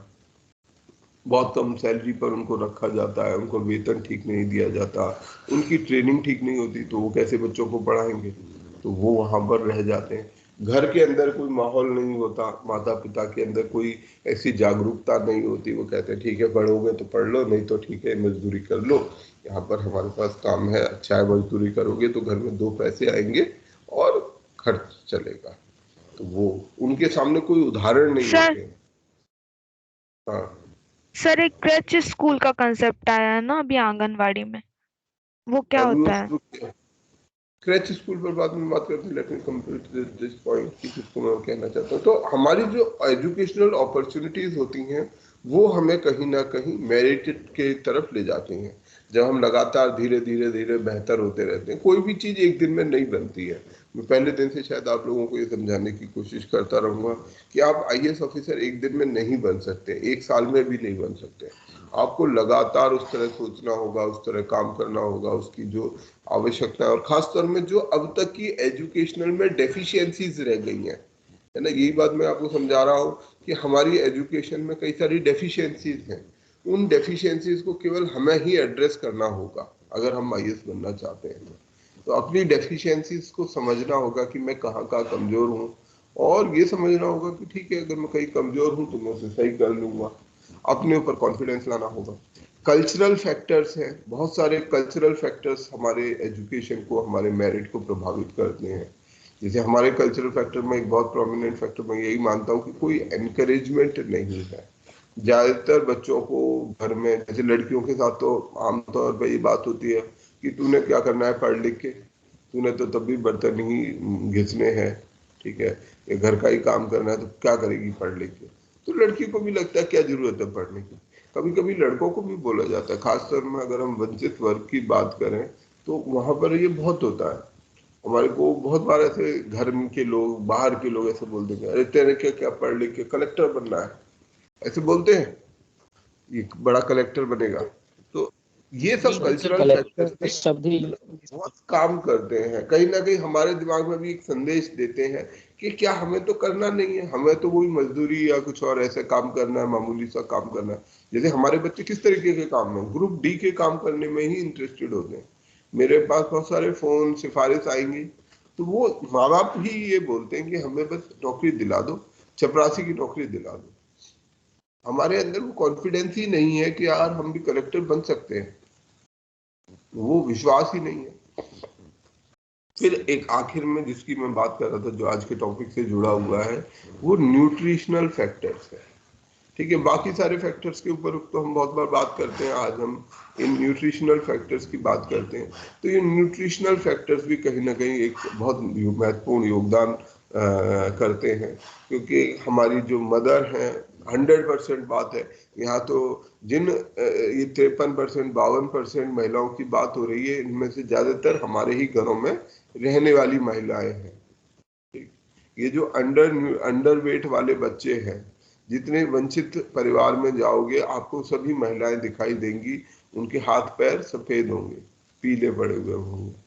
ठीक है, क्योंकि खाना है ही नहीं, खाना वैसे ही शॉर्ट में। अभी भी मैं गया था गांव में, कैंप लगाने गया 2-3 बार, तो मैंने वहां देखा कि सभी महिलाओं को एक ही बीमारी है, मतलब बाकी बीमारियों के अलावा सबसे ज्यादा।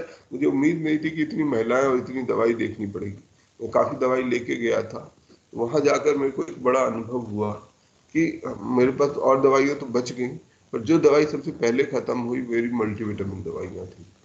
कि जिस वुमेन को एनीमिया जो मिला होगा सर सबसे ज्यादा। सबसे ज्यादा एनीमिया, मल्टीविटामिन डेफिशिएंसी, ये सबसे ज्यादा है। नेग्लेक्ट ऑफ हेल्थ, कोई उनको अस्पताल ले जाने वाला नहीं है, महिलाओं को खासतौर में। वो अपना, उनको अपने आप ही अपना ठीक रखना है। आदमी लोग क्या है कि आज के फ्री फैसिलिटी तो अवेलेबल है नहीं, तो सब फैसिलिटीज में पैसे लगते हैं, दवाई खरीदनी पड़ती है। तो जो मर्द लोग हैं, आदमी लोग हैं, वो क्या करेंगे, वो अपने लिए तो दवाई ले आते हैं जब जरूरत होती है उन्हें, परंतु महिलाओं की हेल्थ को जनरली इग्नोर किया जाता है, तो उनकी बीमारियां वहीं थी। तो मेरी जो जितने भी मल्टीविटामिन, जबकि मैं काफी लेके गया था, वो सारी सब खत्म हो गई। तो वहां पर मुझे एक बात बहुत समझ आई कि आज भी जो है बहुत सारे हद तक महिलाओं के भीतर ये जो एनीमिया, उनको और किसी खास चीज की जरूरत नहीं है, प्रॉपर फूड अगर उन्हें मिलता रहे, भी माइक्रो न्यूट्रिएंट्स की कमी होती रहे, तो उनकी हेल्थ अपने आप अच्छी होगी। अच्छा, मदर की हेल्थ अच्छी होगी तो उसके पेट में जो गर्भ में बच्चा पलेगा, उसकी हेल्थ अपने आप अच्छी हो जाएगी। तो ये जो हमारी न्यूट्रिशनल अपॉर्चुनिटी है वंचित वर्ग की, ये किस समय पर छिन जाती है, जब वो कंसीव होता है, जब वो गर्भ में होता है। वहीं से उसका ये जो मेरिट का कंसेप्ट है, और बाकी फैक्टर तो चलो बाद में आते हैं, पर जो मेरिट का फैक्टर है वो तभी काम करने लगता है कि जब वो गर्भ में पलता है। जिन सब की यहाँ बात की जा रही है कि ऐसे बच्चे, फिर उनकी माता ही कमजोर है तो बच्चे का डेवलपमेंट भी पुअर ही होगा, उसका मेंटल डेवलपमेंट भी रिलेटिवली थोड़ा कम हो सकता है। वैसे नेचर ने ऐसा नहीं किया है, पर फिर भी थोड़ा होता है, थोड़ा कुछ तो फर्क पड़ता ही होगा। 100% साइंटिफिक तरीके से हम एग्जैक्ट फर्क नहीं बता सकते, बट यस इट अफेक्ट्स। उसके बाद फिर जब वो बच्चा जन्म ले लेता है तो उसको खाने पीने की जो बेसिक आवश्यकताएं है वो नहीं होंगी। तो ये जो 60% बच्चे जो एनीमिक हैं, ये कौन से बच्चे हैं 60%? वंचित वर्ग के बच्चे। हाँ बिल्कुल, जो फूड। और अनीमिया डज नॉट मीन कि केवल आयरन की डेफिशिएंसी होगी, इनमें मल्टीविटामिन डेफिशिएंसी होती है सब बच्चों में। मल्टीविटामिन सारे तरीके की डेफिशिएंसी। हमारे छोटे बच्चों में सफेद सफेद दाग आपको देखने को मिलेंगे गाल पर, जो कि एक सिंबल होता है विटामिन बी की डेफिशिएंसी का, विटामिन सी की डेफिशिएंसी, कैल्शियम की डेफिशिएंसी का। बहुत रिकेट्स के बहुत सारे केसेस आपको देखने को मिलते हैं। तो ये सब जो डेफिशिएंसीज है, ये सब डेफिशिएंसी अल्टीमेटली उसके जो मेंटल डेवलपमेंट है उसको भी प्रभावित करती है। इंसान का दिमाग कितनी एज तक डेवलप होता है?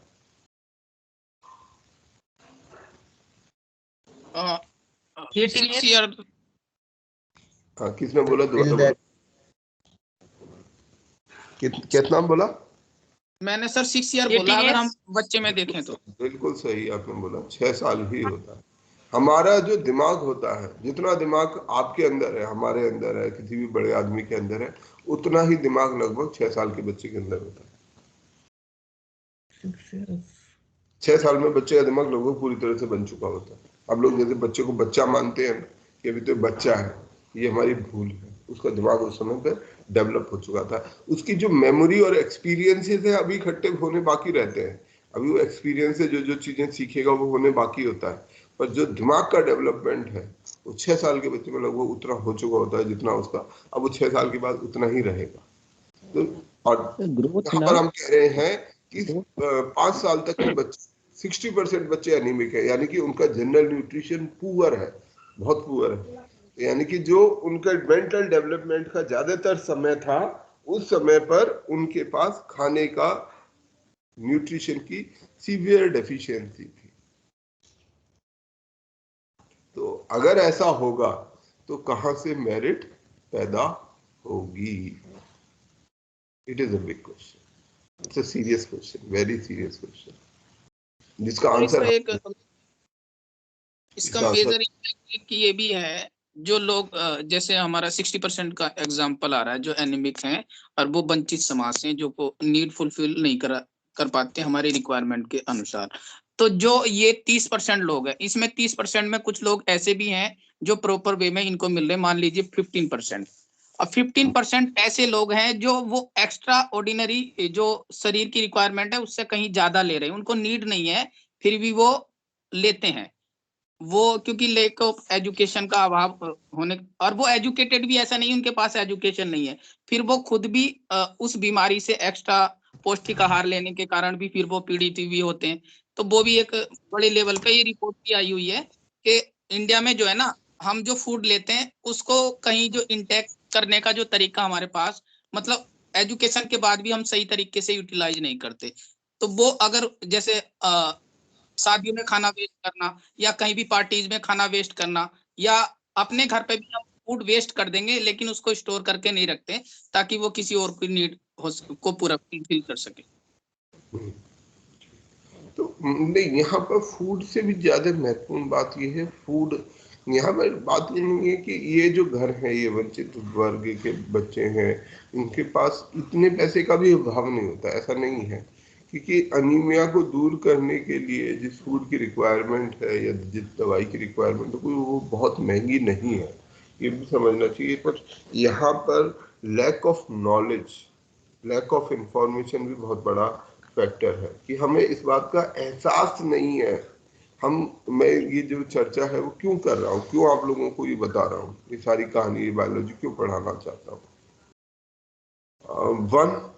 अगर अवेयर लोगों को बताएंगे तो इंफॉर्मेशन होगी, तो हम ये, जैसे मैं अभी बात पूछना भी चाह रहा हूँ, आप में से शायद चंद्रा MCH में काम करते हो आप? No sir. अच्छा ठीक है, मुझे तो लगा। अच्छा, कोई समझता है व्हाट इज MCH?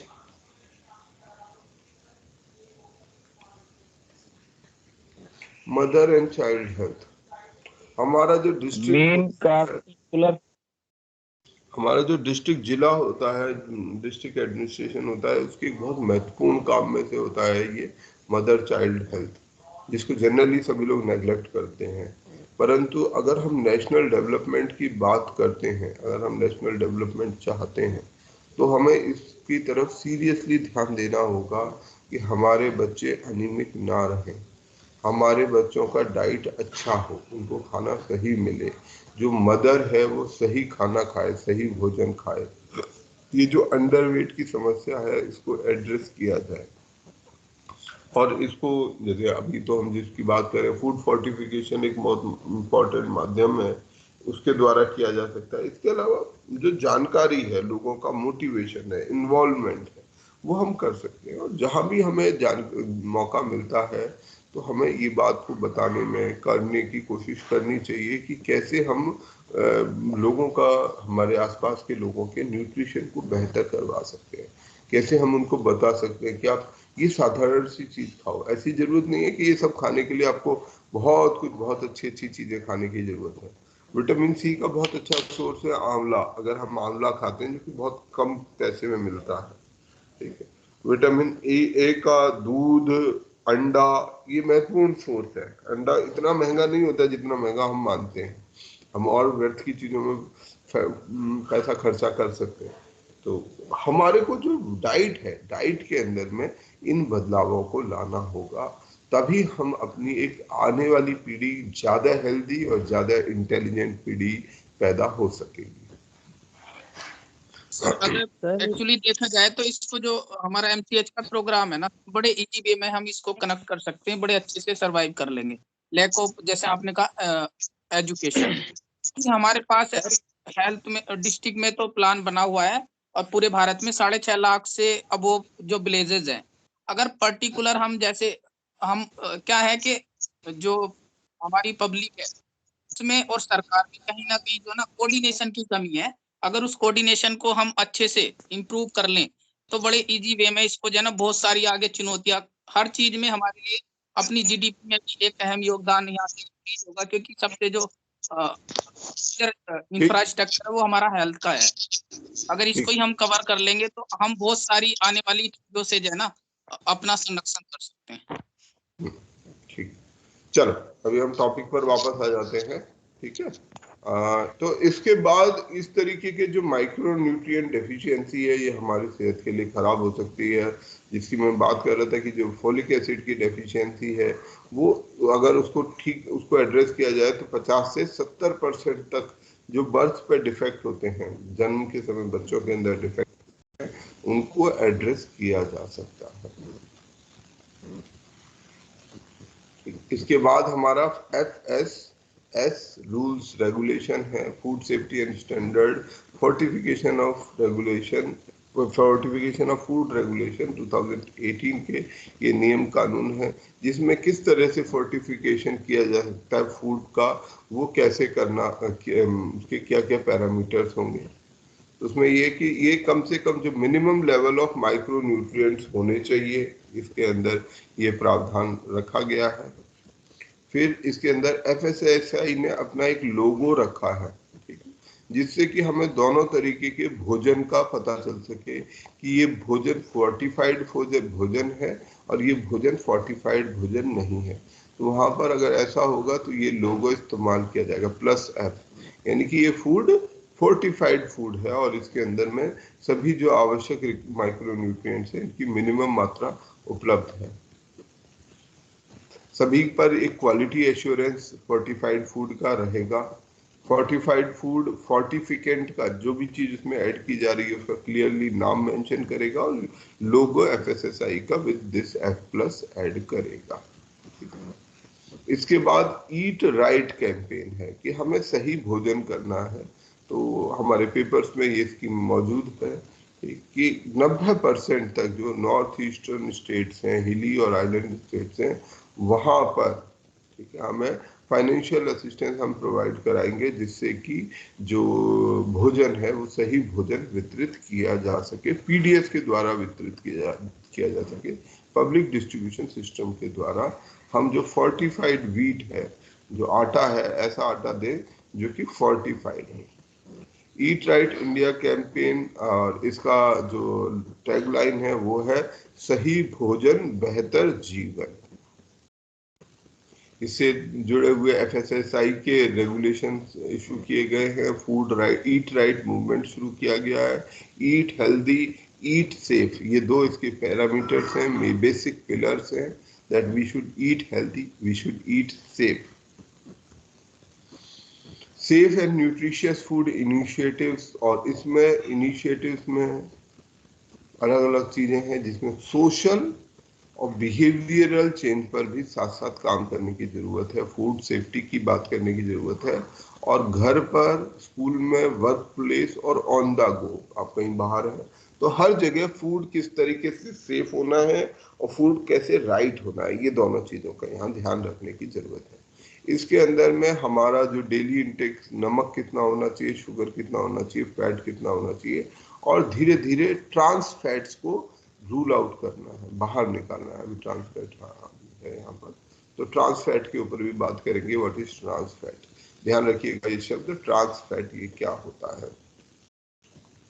तो जो फूड के फोर्टिफिकेशन के लिए इन 5 फूड्स को चुना गया है, जो है आटा, चावल, तेल, दूध और नमक, जिनके अंदर में हम अपने की विटामिन और मिनरल्स को ऐड करेंगे।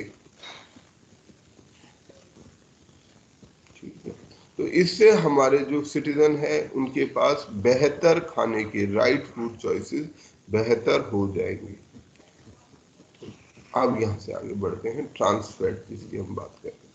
ये एक चीज है ट्रांस फैट या ट्रांस फैटी एसिड। हमारे जो फैटी एसिड्स हैं, तो WHO ने ये बोला है कि हमें man made trans fatty acids को अपने फूड सप्लाई से बाहर निकालना है। ट्रांस फैटी एसिड हमारे सेहत के लिए अच्छे नहीं होते हैं, खासतौर पर जो आर्टिफिशियल ट्रांस फैटी एसिड्स हैं, और उनको बाहर निकालने की आवश्यकता है।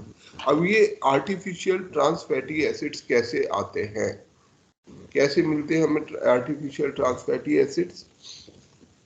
ये हमें मिलते हैं पैकेज फूड में ज्यादा होता है। क्या होता है? सर फ्रोजन पिज्जा में फ्रोजन पिज्जा जो होता है। नहीं, ऐसा कुछ नहीं सर, पैकेज्ड फूड में भी ज्यादा होता है। ये 3% का वो है, नहीं, मतलब वो तो दायरा और है। सब में हो सकता है, ऐसा नहीं है कुछ भी चीज मान के मत चलो। ऑयल बार बार यूज करते हैं, उससे बनाया हुआ उससे फूड भी बेवरेजेस में होता है। उससे होता है। सबसे पहला चीज जो होती है वो है हाइड्रोजनेशन, इसके द्वारा होता है। What is hydrogenation? Sir Dalda जो यूज करते थे वो हाइड्रोजनेटेड फैट रहता था। Very correct. ठीक है, डालडा जो होता है, डालडा वनस्पति घी हम लोग खाते थे, अभी थोड़ा धीरे धीरे कम हुआ है, वनस्पति घी अभी भी यूज करते हैं, परंतु डालडा वनस्पति घी ये जो होते हैं ये है हमारे सैचुरेटेड फैट्स। तो सैचुरेटेड फैट्स जो होते हैं इनको कैसे बनाया जाता है? सैचुरेटेड फैट्स को, ये जो वेजिटेबल ऑयल्स होते हैं, ऑयल आर अनसैचुरेटेड फैट। जितने तेल हैं वो अनसैचुरेटेड फैट है, और जो ये डालडा वनस्पति घी है ये सैचुरेटेड फैट है।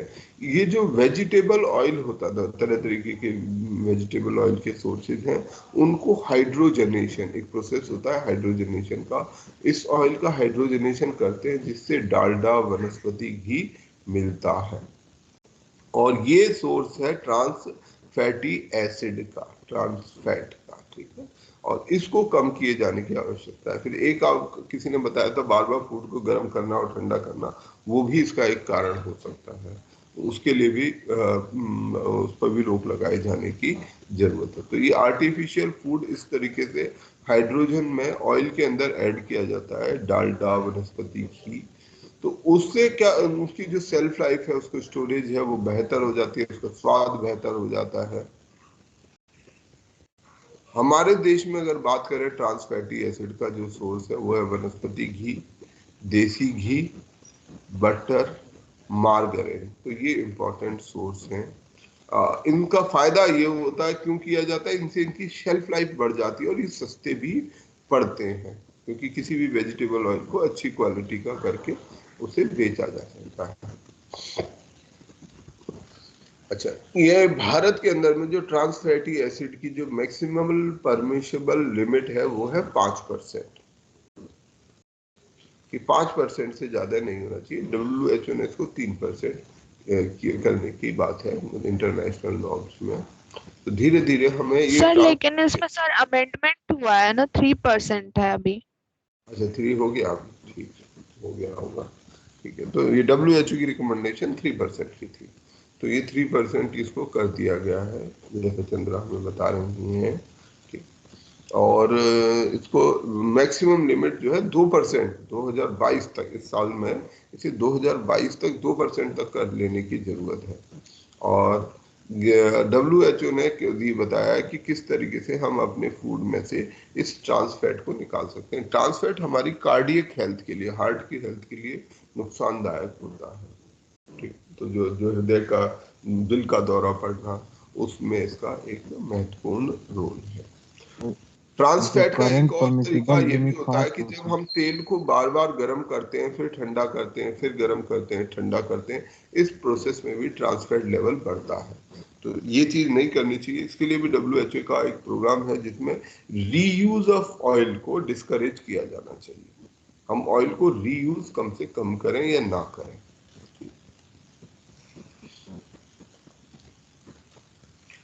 इसके बाद हम अगला विषय जिसको ले रहे हैं ट्रांस फैट के बाद, वो है national digital health blueprint. National digital health blueprint, S Satyanarayan committee ने ये रिपोर्ट दी है, नेशनल डिजिटल हेल्थ ब्लूप्रिंट। इसका उद्देश्य है कि किस तरह से हमें नेशनल हेल्थ स्टैक, इस आइडिया को इम्प्लीमेंट करना है, कैसे ये एक इकोसिस्टम बनाना है, डिजिटल हेल्थ का इकोसिस्टम बनाना है। तो डिजिटल हेल्थ इकोसिस्टम बनाने का प्रस्ताव है जिसमें यूनिवर्सल हेल्थ कवरेज हो पाए, सभी को एफिशिएंट, एक्सेसिबल, इंक्लूसिव और अफोर्डेबल, टाइमली और सेफ मैनर में हेल्थ दी जा सके। इसके लिए नेशनल डिजिटल हेल्थ मिशन की शुरुआत की गई है, जो ये एक विशेष संस्था बनाएगी जो इसको लागू करने का काम करेगी। इसके अंदर में health care data, data privacy और पेशेंट सिक्योरिटी का ध्यान रखा जाएगा। इसके अंदर एक फेडरल आर्किटेक्चर होगा, मतलब सभी राज्यों का यूनिक हेल्थ आईडी होगा, डाटा एनालिटिक्स का यूज किया जाएगा, इलेक्ट्रॉनिक हेल्थ रिकॉर्ड रखे जाएंगे, मल्टीपल चैनल्स के द्वारा मॉनिटर किया जाएगा, जैसे call centre, digital health India portal और माई हेल्थ ऐप। इस तरीके के माध्यम से इसको इस डिजिटल हेल्थ को प्रोवाइड कराया जाएगा। लेजिस्लेशन एंड रेगुलेशन बनाए जाएंगे जिससे कि जो प्राइवेसी है, जो बेसिक डाटा है, उसकी प्राइवेसी को, उसकी कॉन्फिडेंशियलिटी को मेंटेन किया जाए। ये नेशनल हेल्थ स्टेक है जिसका उद्देश्य है कि हम ऐसा हेल्थ केयर सिस्टम बनाए जो ज़्यादा ट्रांसपेरेंट और रोबस्ट हो for smooth functioning of health care intervention like Ayushman Bharat. जो हमारे प्रोग्राम्स हैं उनको हम, जो नए प्रोग्राम्स हैं उनको बेहतर तरीके से लागू कर सकें।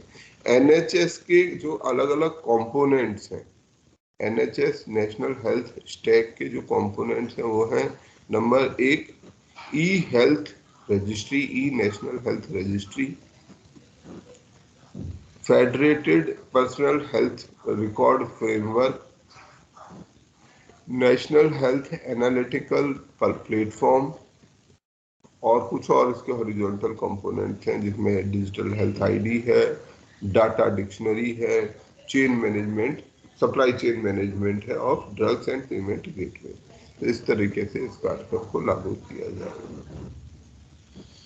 उसके बाद अगले विषय पर जिसमें हम बात कर सकते हैं वो ई सिगरेट है। पिछले 2 साल पहले, 1-2 साल पहले ये काफ़ी न्यूज़ में आया, सरकार ने इसके इस्तेमाल पर प्रतिबंध लगा दिया। इसके प्रतिबंध मतलब इसके प्रोडक्शन पे, मैन्युफैक्चर पे, import, export, transport, sale, distribution, हर एक चीज़ पर 2019 पर प्रतिबंध लगाया गया। तो सबसे पहले तो ये समझते हैं कि ई सिगरेट होता क्या है। आप में से आपने देखा होगा, उम्मीद रखता हूँ, ई सिगरेट। यस सर, देखा है। Yes sir. किसी कोई ऐसा भी जिसने ना देखा हो? कुछ लोग होंगे हाँ शायद। सर, सर देखा है। मैंने नहीं देखा। देख लेते हैं ई सिगरेट होता क्या है। ये होता सर है, कहीं कहीं मूवी में भी दिखाता है सर। हाँ, कोई बात नहीं, कोई जरूरी नहीं है सबने देखा हो। तो ये होता है हमारा ई सिगरेट, जो आदमी ये पी रहा है। हाँ, ये सिगरेट का जैसा जिस तरीके का सिगरेट होता है, नॉर्मली जो सिगरेट होता है, उस सिगरेट में आगे टबैको रहता है, पीछे एक फिल्टर रहता है। ये देखो, ये जैसे सिगरेट का बना हुआ है, ये सिगरेट में ये पीछे फिल्टर है, आगे ये तम्बाकू टबैको रहता है, इसको बर्न किया जाता है, ये टबैको बर्न होता है। इसके अंदर, टबैको के अंदर निकोटिन और कुछ इस तरीके के पदार्थ होते हैं जो लोगों को अच्छे लगते हैं। फिर उसको हम स्मोक करते हैं, सक करते हैं और उससे वो इनहेल करते हैं और उसके द्वारा वो हम एक्सहेल करते हैं। ये सिगरेट का बेसिक फिनोमेना है। अब ये वाले जो सिगरेट है, इन सिगरेट में क्या किया गया कि इस टेक्नोलॉजी को छोड़ के जिसमें निकोटीन, क्योंकि निकोटीन की सिगरेट बनाना आज के समय में बड़ा महंगा है, तो उसकी बजाय ऐसे सिगरेट बनाए गए कि जिसके अंदर में हम एक फ्लूइड के फॉर्म में, ये जैसे ये जो पदार्थ देख रहे हैं ना, यहाँ इस निकोटीन जो भी चीजें होती हैं उनको एक फ्लूइड फॉर्म में डाल दिया जाए और ये फ्लूइड फॉर्म में लगभग उसी तरीके से ये धुआं प्रोड्यूस करें और उसमें वो जो निकोटीन है वो शरीर के अंदर जाए। तो ये ऐसे ई सिगरेट जो है का इस्तेमाल होना शुरू हुआ, पर बाद में सरकार ने इसको बैन कर दिया था, जिसमें कि निकोटीन और ऐसे अदर केमिकल्स को वेपर फॉर्म में, जैसे हुक्का भी इसी टाइप की चीज होती है, हुक्का जो होते हैं हुक्का में भी यही होता है, तो उनके वेपर्स को फिर हम इनहेल करते हैं, इसमें तरह तरीके के फ्लेवर्स आ लेकिन जाते सर हैं। ये तो इलेक्ट्रॉनिक है, हुक्का इलेक्ट्रॉनिक थोड़ी ना होता। हुक्का इलेक्ट्रॉनिक नहीं होता, मुझे नहीं पता। जो आजकल हुक्का वाला भी तो सिस्टम चला है, नहीं वो भी इसी तरीके का, वो भी इसी तरीके सर उसमें वो आग वगैरह रख के वो पता नहीं क्या करते हैं। नहीं, वो तो देसी हुक्का है, वो एक देसी नहीं, वो हुक्का बार में जो होता है वो सब। हुक्का बार वाला हुक्का की बात कर रहा हूँ कि आजकल जो हुक्का बार का कॉन्सेप्ट चला है, उसके अंदर जो हुक्का होता है उसमें कोई आग नहीं होती मेरे ख्याल से, मैंने कभी नहीं सर, होती है, कोल होता है। अच्छा, कोल होता है उसके अंदर? नहीं, एक हुक्का तो होता है जो हमारे गांव में इस्तेमाल किया जाता था, उसमें तो कोयला होता था, पर इन हुक्कों में होता है क्या, नहीं पता। सर यस सर, होता है। यस सर, होता है, क्योंकि वो जो ये केमिकल सर रहता है ना उसमें completely सर सर वो वो कुछ इलेक्ट्रॉनिक्स नहीं फ्लेवर होता है मिक्स सर, कर देते हैं। फ्लेवर एंड उसमें वो सर जो कम्प्लीटली भी इलेक्ट्रॉनिक्स अगर नहीं होता है, उसमें नहीं जाते ये हैं, इलेक्ट्रॉनिक्स। तो ऐसे माध्यम जिनके अंदर में जो ई सिगरेट जैसा कि जिसमें जो लिक्विड है, जो इलेक्ट्रॉनिक, जो जिसके द्वारा इलेक्ट्रॉनिक निकोटिन डिलीवरी सिस्टम इसको हम बोल सकते हैं, ठीक है, तो इस तरीके के सभी ही इसका ई सिगरेट बैन कर दिया गया है और इस चीज को वैपिंग बोला जाता है, ठीक है, वैपिंग, वेपर से जोड़ के वैपिंग बोला जाता है ई सिगरेट के कंजम्पशन को। इस पर प्रतिबंध लगा दिया गया है कि कंजम्पशन, डिस्ट्रीब्यूशन ये सब नहीं किया जाएगा, कोई अगर उसके स्टॉक करेगा तो उस पर सजा लगा दी जाएगी, ये सब इस पर किया गया है। एक और वहां पर था जिसके अंदर में कोई ऐसा केस भी, कई सारे ऐसे केस बुक हो रहे हैं जिनमें ई सिगरेट के इंपोर्ट को रोका गया है। अच्छा, इसके आगे बढ़ते हैं। आरोग्य पच, क्या बोलेंगे, आरोग्य पच प्लांट। आरोग्य पचा प्लांट। अच्छा, आरोग्य पचा प्लांट, ये एक मेडिसिनल प्लांट है, अगस्त्य हिल में मिलता है। कानी ट्राइबल कम्युनिटी के द्वारा इसको फटीग से लड़ने के लिए, मतलब जो थक जाते हैं उसके लिए, तो इसके ऊपर आगे जो है और अध्ययन चल रहा है। इसको पेटेंट कराया गया है Indian research institute, Jawaharlal Nehru tropical botanical garden and research institute के द्वारा। तो इसी प्लांट से जो आरोग्य पचा, इसके बारे में पता है आपको क्या होता है आरोग्य पचा? No sir. ओके, ठीक है। तो बेसिकली कोई प्लांट है जिसको आरोग्य पचा का नाम। सर बेसिकली ये औषधि शुद्ध जैसे दवा वगैरह में यूज करते हैं सर, जो जड़ी बूटी में ये प्लांट होता है उसी को यूज होता है। वो तो ऑब्वियसली बात है, वो तो औषधि तो है ही, वो तो वहाँ लिखा ही हुआ है। मतलब मैं ये पूछना ये चाह रहा था, क्या किसी व्यक्ति ने इसको एक्चुअली में देखा है या इस्तेमाल किया है? ठीक है, देखा तो नहीं है सर। कोई बात नहीं, वो मैं वो पूछ रहा था, वो तो बाकी चीज तो यहाँ लिखी हुई है। नहीं, कभी कभी जो हमारी नॉलेज होती है, जो फर्स्ट हैंड नॉलेज होती है, सबसे महत्वपूर्ण नॉलेज होती है, जिसने उसको देखा हो। बाकी तब हम लोग पढ़ रहे हैं, अध्ययन कर रहे हैं, वो एक अलग बात है। जब हम चीज को देखते हैं तो वो अनुभव अलग होता है। अच्छा, इसके अलावा आगे बात करते हैं IBA-100 की, ठीक है। ये एक कार्यक्रम है और इसमें रिसर्चर जो IIT हैदराबाद के द्वारा, IIIT हैदराबाद के द्वारा ये इंडियन ब्रेन एटलस बनाया जा रहा है, जिसमें 100 इंडियंस के, 100 भारतीयों के दिमाग का अध्ययन करके उनका ब्रेन एटलस बनाया जाएगा, ठीक है। और इसमें एवरेज ब्रेन साइज जैसा पता चलता है कि वो हमारे भारतीयों के अंदर में एवरेज ब्रेन साइज छोटा है विड्थ वॉल्यूम में in comparison to Caucasian and eastern races. जो चाइनीज और कोरियन रेशियोज है उनके मुकाबले हमारा जो ब्रेन साइज है वो रिलेटिवली हाइट के अनुसार और वॉल्यूम के रेस्पेक्ट में थोड़ा सा कम है। और ये जो एटलस है, इंडियन ब्रेन एटलस, ये हमारी मदद करेगा अल्जाइमर और दूसरे ब्रेन रिलेटेड एलिमेंट्स को पढ़ने के लिए। इससे हमें पता चलेगा कि अलग अलग तरीके के ब्रेन के में क्या एलिमेंट्स हो सकते हैं। क्योंकि जब आपको ये पता रहेगा कि नॉर्मली ब्रेन कैसा होना चाहिए, तो अगर कभी ब्रेन ऑल्टर हो जाएगा तो हम उसके बारे में जान सकते हैं। पहला जो डिजिटल ह्यूमन ब्रेन एटलस है ये ICBM international consortium for brain mapping द्वारा क्रिएट किया गया था। इसके आगे बढ़ते हैं। 3S project.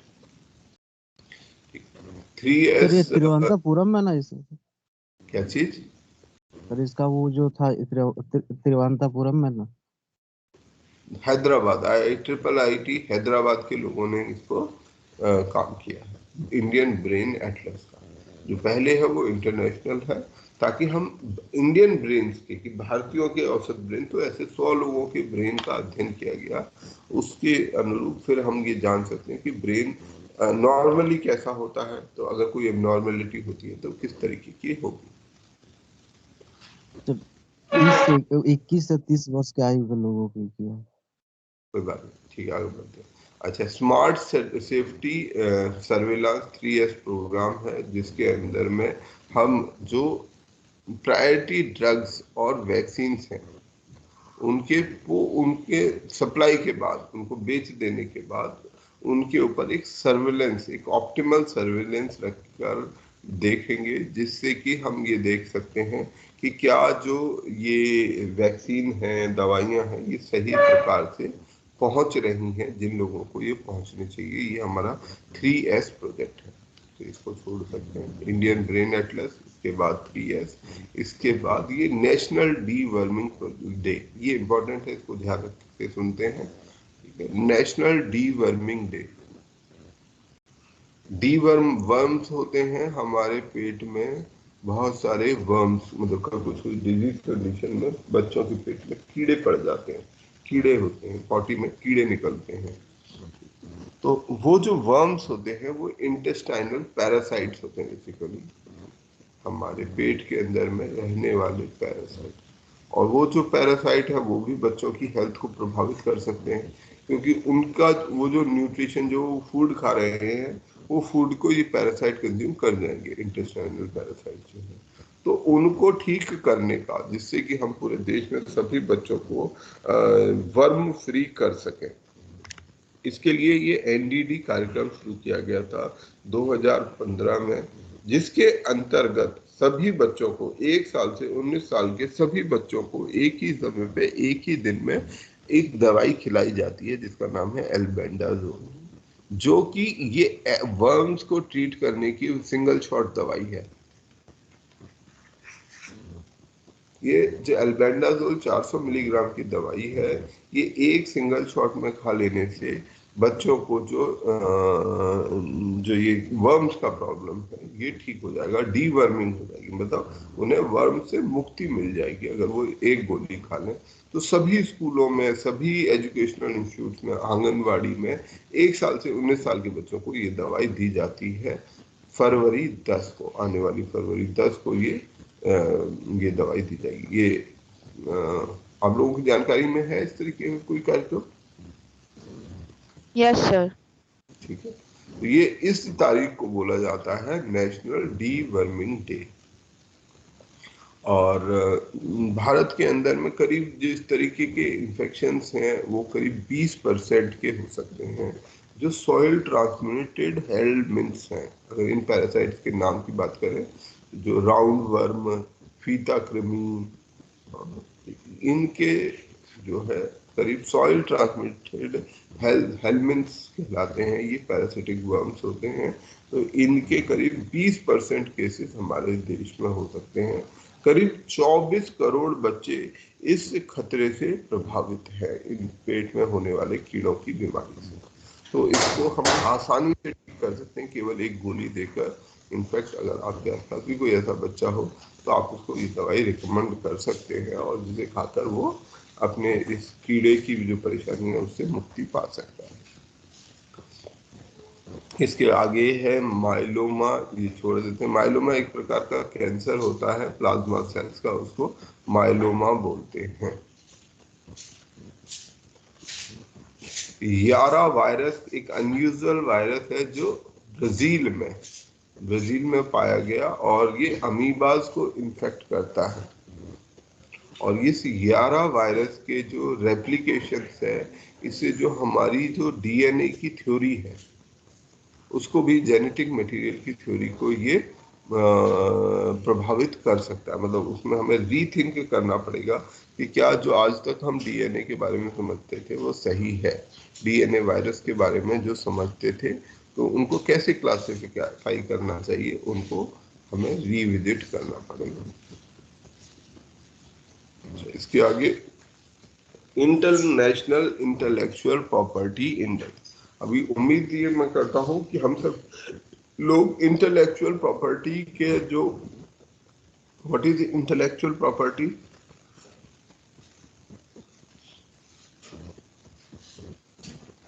क्या होगा? जो कॉपीराइट वो जो चीज आती है उसमें सर एक टैंजिबल होता है और एक इनटैंजिबल प्रॉपर्टी होता है इसमें। इसमें और टैंजिबल जो होता है इसमें दोनों में से कौन सी टैंजिबल या इंटेंजिबल प्रॉपर्टी आती है? इनटैंजिबल है। इंटेंजिबल Sir, का मतलब क्या होता है? intellectual property refers to creation of the mind. It refers to Creation of the mind. Creation of mind. ठीक बात है, बिल्कुल। ऐसी संपत्ति जो दिमाग के द्वारा पैदा की गई हो। ठीक है, एक होती है फिजिकल प्रॉपर्टी, एक होती है जो दिमाग के द्वारा की गई। उदाहरण इंटेलेक्चुअल प्रॉपर्टी का? Sir, invention या आर्टिस्ट वर्क। आर्ट वर्क, बहुत बढ़िया। आपने एक पेंटिंग बनाई, सुंदर सी पेंटिंग बनाई। जो पिकासो था, पिकासो की पेंटिंग की कितनी वैल्यू है? मिलियंस ऑफ डॉलर, करोड़ में।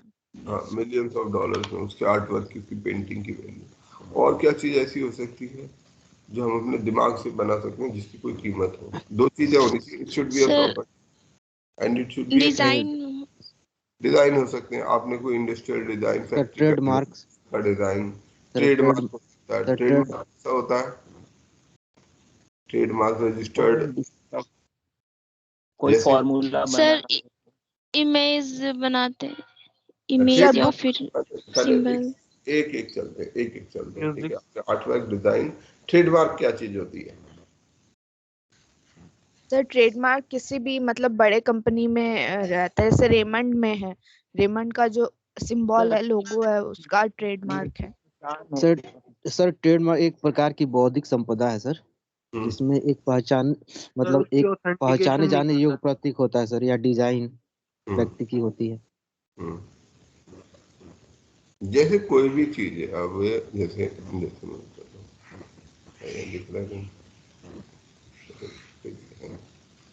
जैसे Deep IAS coaching, what is Deep IAS coaching? क्या है दीप आईएएस कोचिंग? ठीक है, इट्स एन एजुकेशनल इंस्टीट्यूट। ठीक है, इट्स एन एजुकेशनल इंस्टीट्यूट। अगर कोई आदमी कहे कि वो भी अपना नाम दीप आईएएस कोचिंग रख ले तो क्या होगा? कॉपीराइट का उल्लंघन हो जाएगा सर। किस तरह से? कॉपीराइट नहीं है, एग्जैक्टली कॉपीराइट नहीं है। तो अगर कोई ऐसा कर उल्लंघन है ना सर? नहीं, उल्लंघन किस चीज? ट्रेडमार्क को छोड़ दो यार, किसी चीज में किस चीज का उल्लंघन करता है? तो अगर लोगो यूज कर लेता तो क्या यूज कर रहा है, मतलब क्या हमें क्या आपत्ति हो सकती है?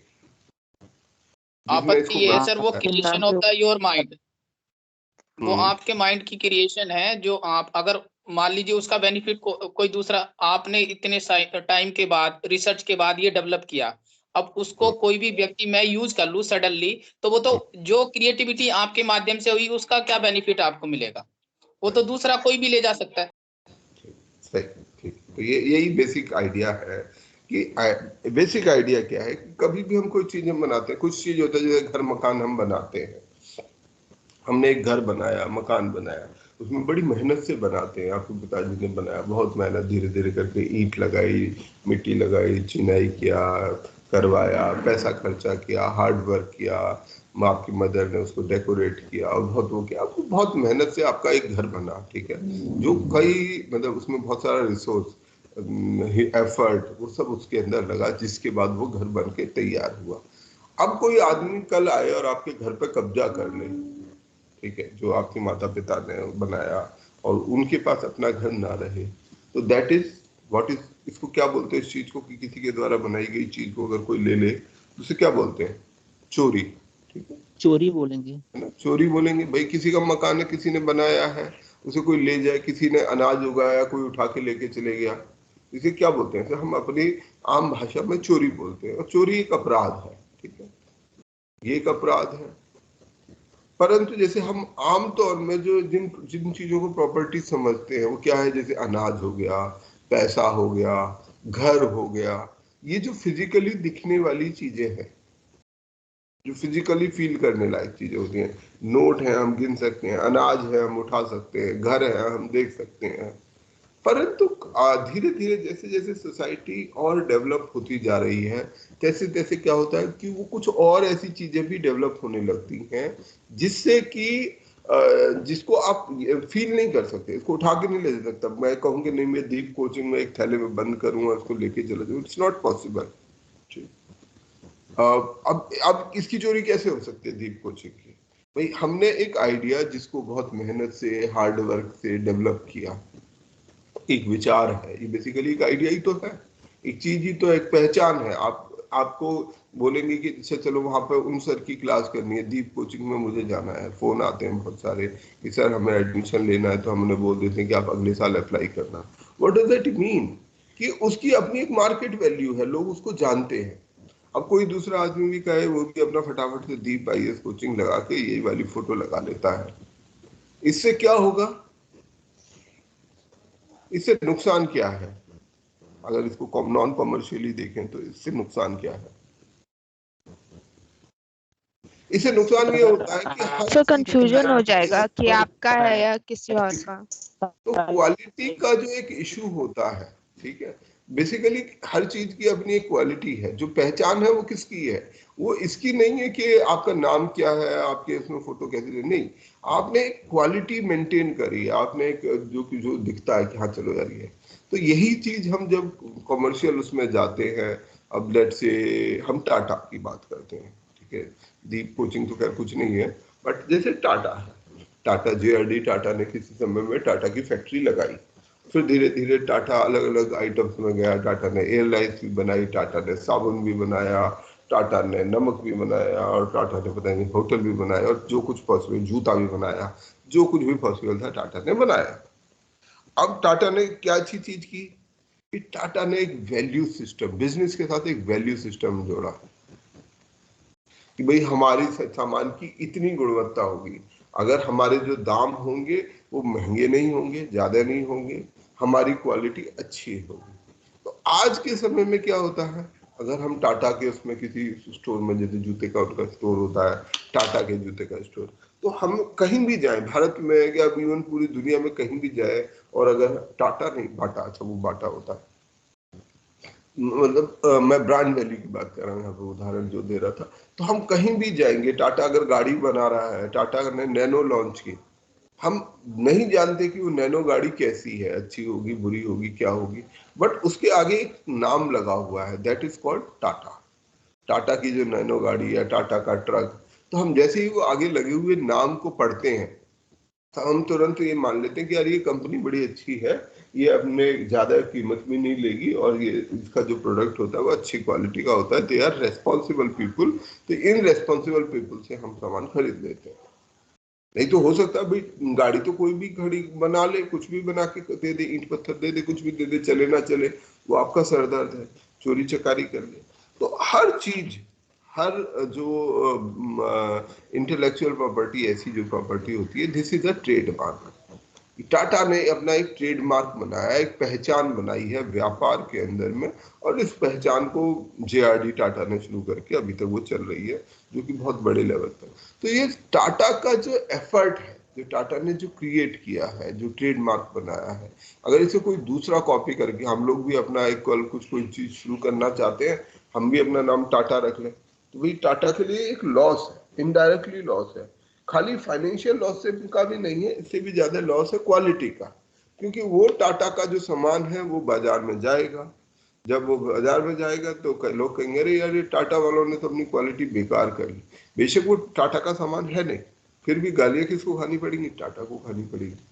तो वो नुकसान होता है, तो ये वाला नुकसान होता है, और इस नुकसान से बचाने का तरीका है ट्रेडमार्क। ट्रेडमार्क के लिए अब उस कंपनी को एक जो अथॉरिटी है उसके पास अप्लाई करना पड़ेगा कि जी आप हमें ट्रेडमार्क दे दो। जब वो उसे ट्रेडमार्क दे देंगे तो उस ट्रेडमार्क से जो है वो क्या करेंगे, वो ट्रेडमार्क उसका रहेगा, वो ट्रेडमार्क से वो व्यक्ति जो है बिजनेस कर सकता है। वही व्यक्ति केवल टाटा नाम यूज कर सकता है। कोई भी आदमी अगर टाटा नाम यूज करेगा आज की तारीख में तो क्या होगा, उसको ऊपर भारी केस हो जाएगा और उसको तुरंत वो नाम हटाना पड़ेगा। तो ये इस तरीके के नाम ट्रेडमार्क कहलाते हैं। और कौन सी इंटेलेक्चुअल प्रॉपर्टी को जानते हैं? हमने अभी तक आर्ट वर्क की बात की, डिजाइन की बात की, ट्रेडमार्क की बात की, और किसी ने कॉपीराइट शब्द भी इस्तेमाल किया था। कॉपीराइट क्या होता है सर? वो जैसे अभी आप बुक्स पढ़ा रहे वगैरह हैं में सर, लगता है। अगर किसी को मैं कॉपी पेस्ट करके दूसरी जगह सेल कर सकता हूँ, ये कॉपीराइट। अगर मान लीजिए जैसे किसी मैंने किताब लिखी, आपने एक किताब लिखी है, ठीक है, आपने एक आर्टिकल लिखा है, ठीक, आपने कोई पेंटिंग बनाई है, अब लोग उसकी कॉपी कर करके वो करने लगे, तो आपको कहीं ना कहीं ये लगेगा और उससे कॉमर्शियली बेनिफिट उठाने लगे। लेट्स से आपने एक किताब लिखी, वो किताब लिखी और उस किताब की किसी कोई कॉपी किसी दूसरे व्यक्ति, किसी पब्लिशर के हाथ में लग गई। वो पब्लिशर जो है दिमागदार इंसान है, बाजार को समझता है, उसने उसको छाप दिया उस किताब को और अपने नाम से उसको बेच दिया। अब उससे होने वाला प्रॉफिट किसके पास जा रहा है?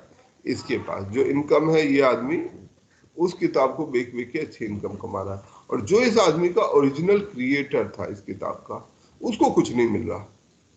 तो ऑब्वियसली ये आदमी को थोड़ा सा बुरा लग सकता है, नॉट इन पैसे के टर्म्स में, रिकॉग्निशन भी हो सकता है कि यार ये चीज तो मैंने बनाई थी, तो मुझे कम से कम मेरी चीज की पहचान तो मिलनी चाहिए। परंतु ये पब्लिशर ये चीज देने के लिए तैयार नहीं है। तब ये क्या कर सकता है क्रिएटर? ये इस पर कॉपीराइट का केस कर सकता है।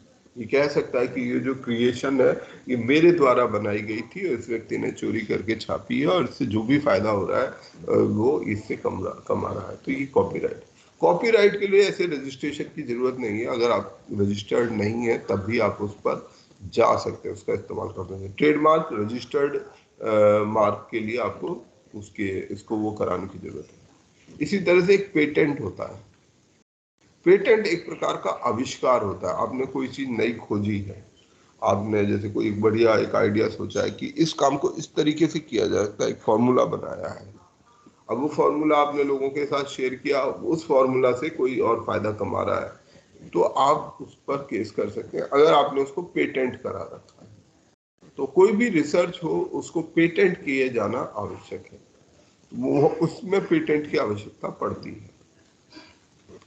तो ये हमारा इसी से संबंधित हमारा इंटरनेशनल इंटेलेक्चुअल प्रॉपर्टी इंडेक्स है। इस इंटेलेक्चुअल प्रॉपर्टी इंडेक्स में दुनिया भर के देशों को ये देखा जाता है कि वो देशों में इंटेलेक्चुअल प्रॉपर्टी राइट्स का कितना पालन किया जाता है। तो भारत जो है इस सिलसिले में, इस मामले में 40वें स्थान पर आता है। 53 देशों के लिए ये रैंकिंग होती है और भारत 40वें स्थान पर है। तो मतलब भारत अभी भी इसमें बहुत बेहतर किए जाने की जरूरत है। हमें इस इंटेलेक्चुअल प्रॉपर्टी राइट के अधिकार को सम्मान देने की जरूरत है कि हाँ ये एक इम्पॉर्टेंट अधिकार है, इसको हम रिकॉग्नाइज करें। भारत ने अपनी एक इंटरनेशनल आईपीआर पॉलिसी 2016 में इसी से संबंधित बनाई थी कि किस तरीके से हम और अच्छा इससे फायदा क्या होगा। अब ये वाला हिस्से पर बात कर लेते हैं कि अगर हमारे देश में इंटेलेक्चुअल प्रॉपर्टी राइट्स का सम्मान होगा तो उससे हमें फायदा क्या होगा? सर इनोवेशन बढ़ेगा। सर इनोवेशन सर का हर एक व्यक्ति को इनोवेशन और हुनर रिसर्च पे हर व्यक्ति फोकस अपने हुनर का इस्तेमाल करके कुछ बनाने की कोशिश यस सर करेगा। बिल्कुल। यस सर यस इससे सर क्या होगा, जैसे अब मान लो आपने कोई आविष्कार किया, पर आपको पता है कि उस आविष्कार का फायदा कोई और ही उठाएगा, आपको तो नाम भी नहीं आपका कहीं आएगा, तो आप क्या करेंगे? छोड़ो यार, कौन इतनी मेहनत करे। भाई कोई भी आविष्कार करने में आपको महीनों सालों लगेंगे, पैसा लगेगा, तो आप क्यों उसमें इतनी मेहनत करेंगे? अगर आपके इनोवेशन की वैल्यू है, आप उसको तुरंत पेटेंट करा सकते हैं, आसानी से पेटेंट करा सकते हैं, और आसानी से पेटेंट करके उस पर मुकदमा दायर कर सकते हैं, तो फिर कोई आदमी ऐसा नहीं करेगा। तो वो आदमी फिर आपके पास आएगा, कहेगा कि ठीक है, आप जो है अगर आपने कोई किताब लिखी है इसको मुझे दे दो, मैं आपको इतने पैसे दे दूंगा, या मैं इसमें आपका इस तरह से नाम छापूंगा। ये जिस भी तरीके से वो आपको इंक्लूड आपके बीच में करना चाहे वो कर सकता है। तो इससे हमारे देश में जो इनोवेशन होता है वो बढ़ता है, लोगों के अंदर में ये इच्छा बनती है कि हाँ यार हम कुछ करें। कोई बिजनेस आप शुरू करते हैं, ठीक है, तो बिजनेस डेवलप करने के, अगर आज से आपने एक बिजनेस शुरू किया, कुछ धंधा शुरू किया, 20 साल बाद पता नहीं उसका क्या हो सकता है वो बहुत अच्छा चल जाए, बहुत आपका नाम हो, उसकी पहचान हो, परंतु अगर वो बिजनेस नेम आपके कंट्रोल में नहीं है तो कोई फायदा ही नहीं आपको लगेगा कि यार मैं अपना नाम बनाऊंगा भी, इतनी मेहनत करूंगा, और अगर कोई भी उसे चोरी कर सकता है तो फिर तो कोई यूजलेस है। तो ये जो है कुछ बेसिक आइडियाज हैं इंटेलेक्चुअल प्रॉपर्टी राइट्स के। इसी से संबंधित हमने अपना आईपीआर पॉलिसी 2016 में बनाया है। इस आईपीआर राइट्स को इम्प्लीमेंट करने की कोशिश है। अगर दुनिया के टॉप देशों की बात की जाए तो USA, United kingdom, Sweden, France, Germany ऐसे देश हैं जो इस मामले में टॉप पर हैं, सबसे ऊपर है। फिर भी भारत को अभी भी इन मामलों में काम करने की बहुत आवश्यकता है। सबसे बड़ा चैलेंज क्या है, अगर मैं आपसे ये पूछूं, इंटेलेक्चुअल प्रॉपर्टी के इम्प्लीमेंटेशन में सबसे बड़ा भारत के अंदर अगर आप चैलेंज की बात करें तो क्या होगा?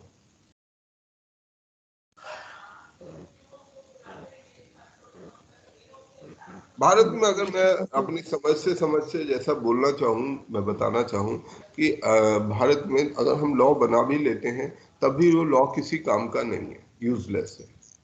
क्योंकि भारत में ये intellectual property violation is a civil case, ठीक है, एक सर सिविल पॉलिटिकल दबाव दबाव की बात नहीं कर रहा हूँ। मैं ये कह रहा हूँ किसी व्यक्ति ने, आपने एक किताब लिखी, आपने एक पेंटिंग बनाई, बहुत अच्छी सी कोई चीज बनाई, किसी ने उसे चोरी कर लिया, कॉपी करके उसे बेच रहा है।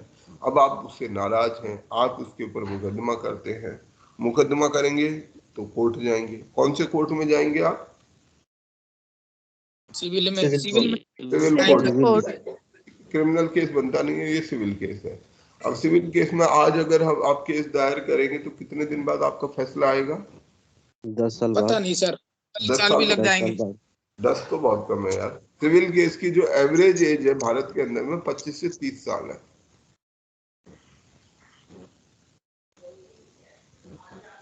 तो फिर आपकी जो की गई मेहनत है वो सब बेकार है। आप कहेंगे यार कौन 25 साल इस केस को लड़ेगा, ले गया तो ले जाने दो।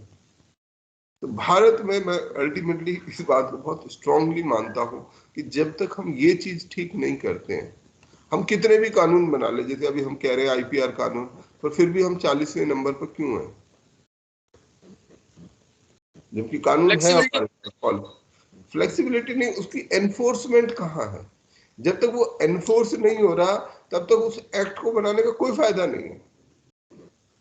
भारत के दिल्ली इधर में, इंडिया में, ये नॉर्दर्न दिल्ली के आसपास में बहुत सारे बिल्डरों ने फ्लैट बना बना के लोगों को बेच दिए, पैसे ले लिए, ना तो उन्हें फ्लैट दिया, पैसे भी ले लिए, चोरी कर ली और लेके चले गए। अभी भी वो लोग 10 साल से, 15 साल से हो गए। एक कानून भी आया था थोड़े समय पहले जिसका नाम था रेरा, उसको शायद हम कहीं ना कहीं जरूर पढ़ेंगे, परंतु रियल एस्टेट रेगुलेटरी अथॉरिटी बनाया गया, परंतु कोई लाभ नहीं है क्योंकि उसका कोई एनफोर्समेंट ही नहीं है। तो जब तक कानून का कोई एनफोर्समेंट नहीं है तब तक वो कानून बेकार है, कोई भी कानून है। और भारत के अंदर में दुख की बात यह है कि हम कितने भी तरीके के कानून बना ले, जब तक इस बेसिक स्टेप को सही नहीं करेंगे, हमारे नेता लोग डाइवर्ट करने के लिए हमें क्या कह देते हैं, ठीक है। अच्छा, महिलाओं के रेप बहुत हो रहे हैं, उसमें फांसी की सजा दे देते हैं, यही तो बोलते हैं।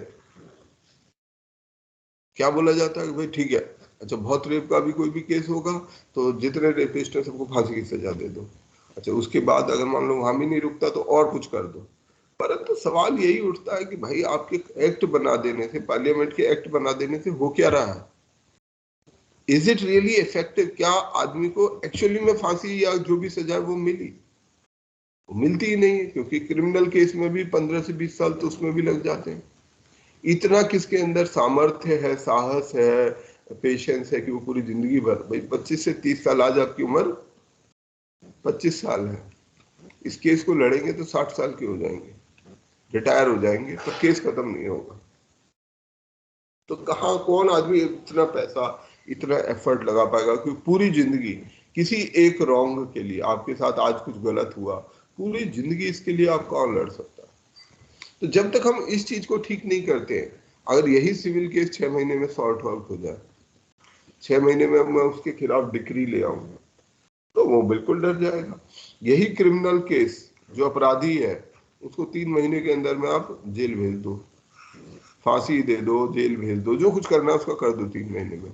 मैं 100% गारंटी दे सकता हूँ कि हमारे देश में अपने आप सारे जितने रेप ये सब खत्म हो जाएंगे। तो सर इसमें तो हम सभी जिम्मेदार है ना, ब्यूरोक्रेसी से लेके पॉलिटिकल से, जुडिशरी से, और हम नॉर्मल ह्यूमन भी, क्योंकि हम लोगों के पास एजुकेशन का अभाव है। जुडिशरी टाइम से अपना निर्णय देगी नहीं करता है। क्या हम इसके लिए डिमांड भी कर रहे हैं? आपने आज तक किसी को सुना इस बात को कहते हुए कोई कह रहा हो कि नहीं इस सिस्टम को बदलो? आप कितने भी कानून बना लो, भारत के अंदर में संविधान से लेके जितने भी कानून है वो यूजलेस है जब तक कि ये प्रोसेस नहीं चेंज होता। जब तक आप सजा एक सीमित समय के अंदर नहीं देंगे, उसका केस का निपटारा नहीं करेंगे, उसके लिए कोई भी जिम्मेदार हो। पर सर डिमांड भी है, डिमांड भी की है लोगों ने।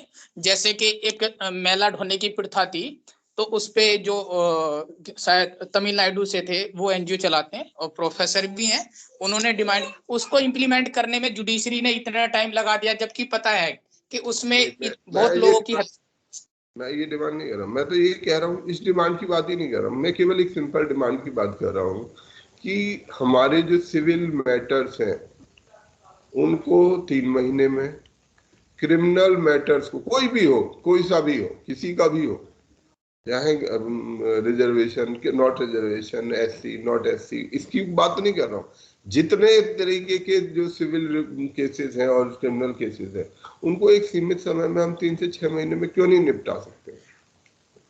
क्यों हमारे वो इसलिए नहीं ना, क्योंकि वो कहीं ना कहीं जो अब जितने भी बिल्डरों की आपने बात की, उन बिल्डरों की कनेक्टिविटी डायरेक्ट लिंकेड है पॉलिटिकल लोगों से।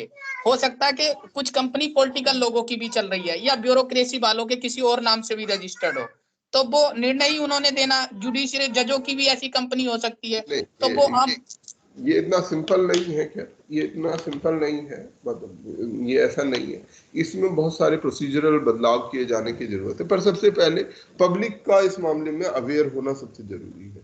पब्लिक इस बात को रियलाइज करे कि until unless this basic structure in our judicial reform is not done, क्योंकि पॉलिटिशियंस नहीं करेंगे, ये बात इसमें सही है कि जो पावरफुल लोग हैं वो कभी इस रिफॉर्म को नहीं करेंगे, बिकॉज अल्टीमेटली हमारे 500 एमपी में से करीब 250-300 एमपी ऐसे हैं जिनके ऊपर केस चल रहे हैं, और उनको पता है कि अगर ये केस 3 महीने में फैसला हो गया तो अगले 3 महीने में से उनमें से कम 300 में से 200 तो जेल के अंदर ही दिखाई देंगे, वो जो है वहां पहुंच जाएंगे।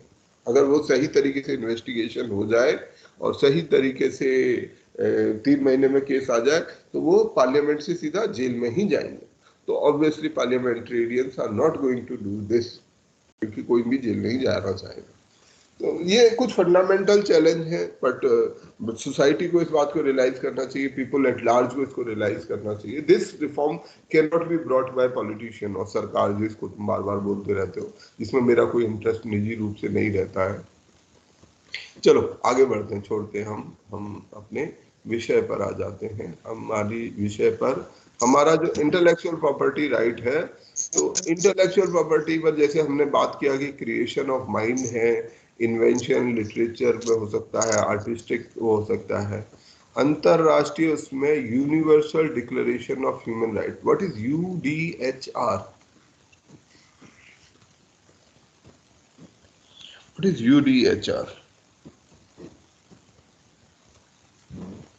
Universal declaration of human.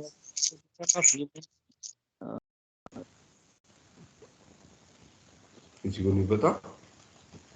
Sir ये एक डॉक्यूमेंट है जो यूनाइटेड नेशन के द्वारा मतलब अडॉप्ट किया गया था, जिसमें मतलब कुछ राइट्स हैं और कुछ फ्रीडम्स हैं ह्यूमन बीइंग्स के। शाबाश, बिल्कुल यही है। मतलब इसे बताने में इतना संकोच क्यों कर रहे हैं तुम लोग? जो हमारे ह्यूमन राइट्स कौन से हैं? जब यूनाइटेड नेशन का गठन हुआ उसके बाद शायद 1948 में इसको, इस डॉक्यूमेंट को रिलीज किया गया था। कौन से ईयर में किया गया था? 47 में या 48 में? सर 1948 में ये UDHR को जो रिलीज किया हाँ ये गया 48 में है सर, और 47 में ILO भी 48 48 में होगा। तो सर इस 48 है, 10 दिसंबर 1948। वेल डन, तो ठीक है, बिल्कुल सही है। तो 10 दिसंबर 1948 को ये डॉक्यूमेंट यूनाइटेड नेशन ने रिलीज किया और इसमें एक बेसिक फ्रेमवर्क बनाने की कोशिश की कि भाई दुनिया में हर एक देश अपने अपने तरीके से ह्यूमन राइट्स का वो कर सकता है कि ये ह्यूमन राइट होगा, वो ह्यूमन राइट होगा। कोई किसी चीज को ह्यूमन राइट मानता है, कोई किसी को नहीं मानना चाहता है। तो एक बेसिक फ्रेमवर्क तैयार किया गया। उसी फ्रेमवर्क का भी हिस्सा है, उसी फ्रेमवर्क में इस इंटेलेक्चुअल प्रॉपर्टी राइट को भी रिकॉग्निशन दी गई है कि इंटेलेक्चुअल प्रॉपर्टी राइट भी, ये चोरी भी चोरी ही कहलाएगी, ये इस तरीके की चोरी को भी हम चोरी ही कहेंगे। ये UDHR का भी हिस्सा है। इसके अलावा आर्टिकल 27 का हिस्सा है। इसके अलावा ये पेरिस कन्वेंशन का हिस्सा है। जो बेसिक इसके लिए शुरुआत हुई थी वो पेरिस कन्वेंशन से शुरू हुई 1883 में। उसके बाद बर्न कन्वेंशन है। ये दो बहुत महत्वपूर्ण कन्वेंशन हैं जो इंटरनेशनली प्रॉपर्टी राइट के, इंटेलेक्चुअल प्रॉपर्टी राइट के अधिकार को समझाती या जहां से इनकी शुरुआत होती है। बर्न कन्वेंशन 1986 का और 1983 का पेरिस कन्वेंशन। और इन दोनों कन्वेंशन में जो समझौते हुए उसको WIPO वीपो के द्वारा मैनेज किया जाता है, उनके द्वारा एडमिनिस्टर किया जाता है। WIPO is world intellectual property organisation. ठीक है, भारत के अंदर में ये ऑफिस है, office of controller general of patent design trademarks. इसके द्वारा काम होता है भारत में। ये ट्रेडमार्क एक्ट है 1999 का, डिजाइन एक्ट है 2000 का, पेटेंट एक्ट है 1970 का। इसके अलावा भारत ने जियोग्राफिकल इंडिकेटर्स का भी एक पहचान दी सन 1999 में। जियोग्राफिकल इंडिकेटर, बनारसी साड़ी, रसगुल्ला, ये सब की पहचान दी गई। ये टॉपिक थोड़ा सा बड़ा है, मुझे लग नहीं रहा कि खत्म हो पाएगा।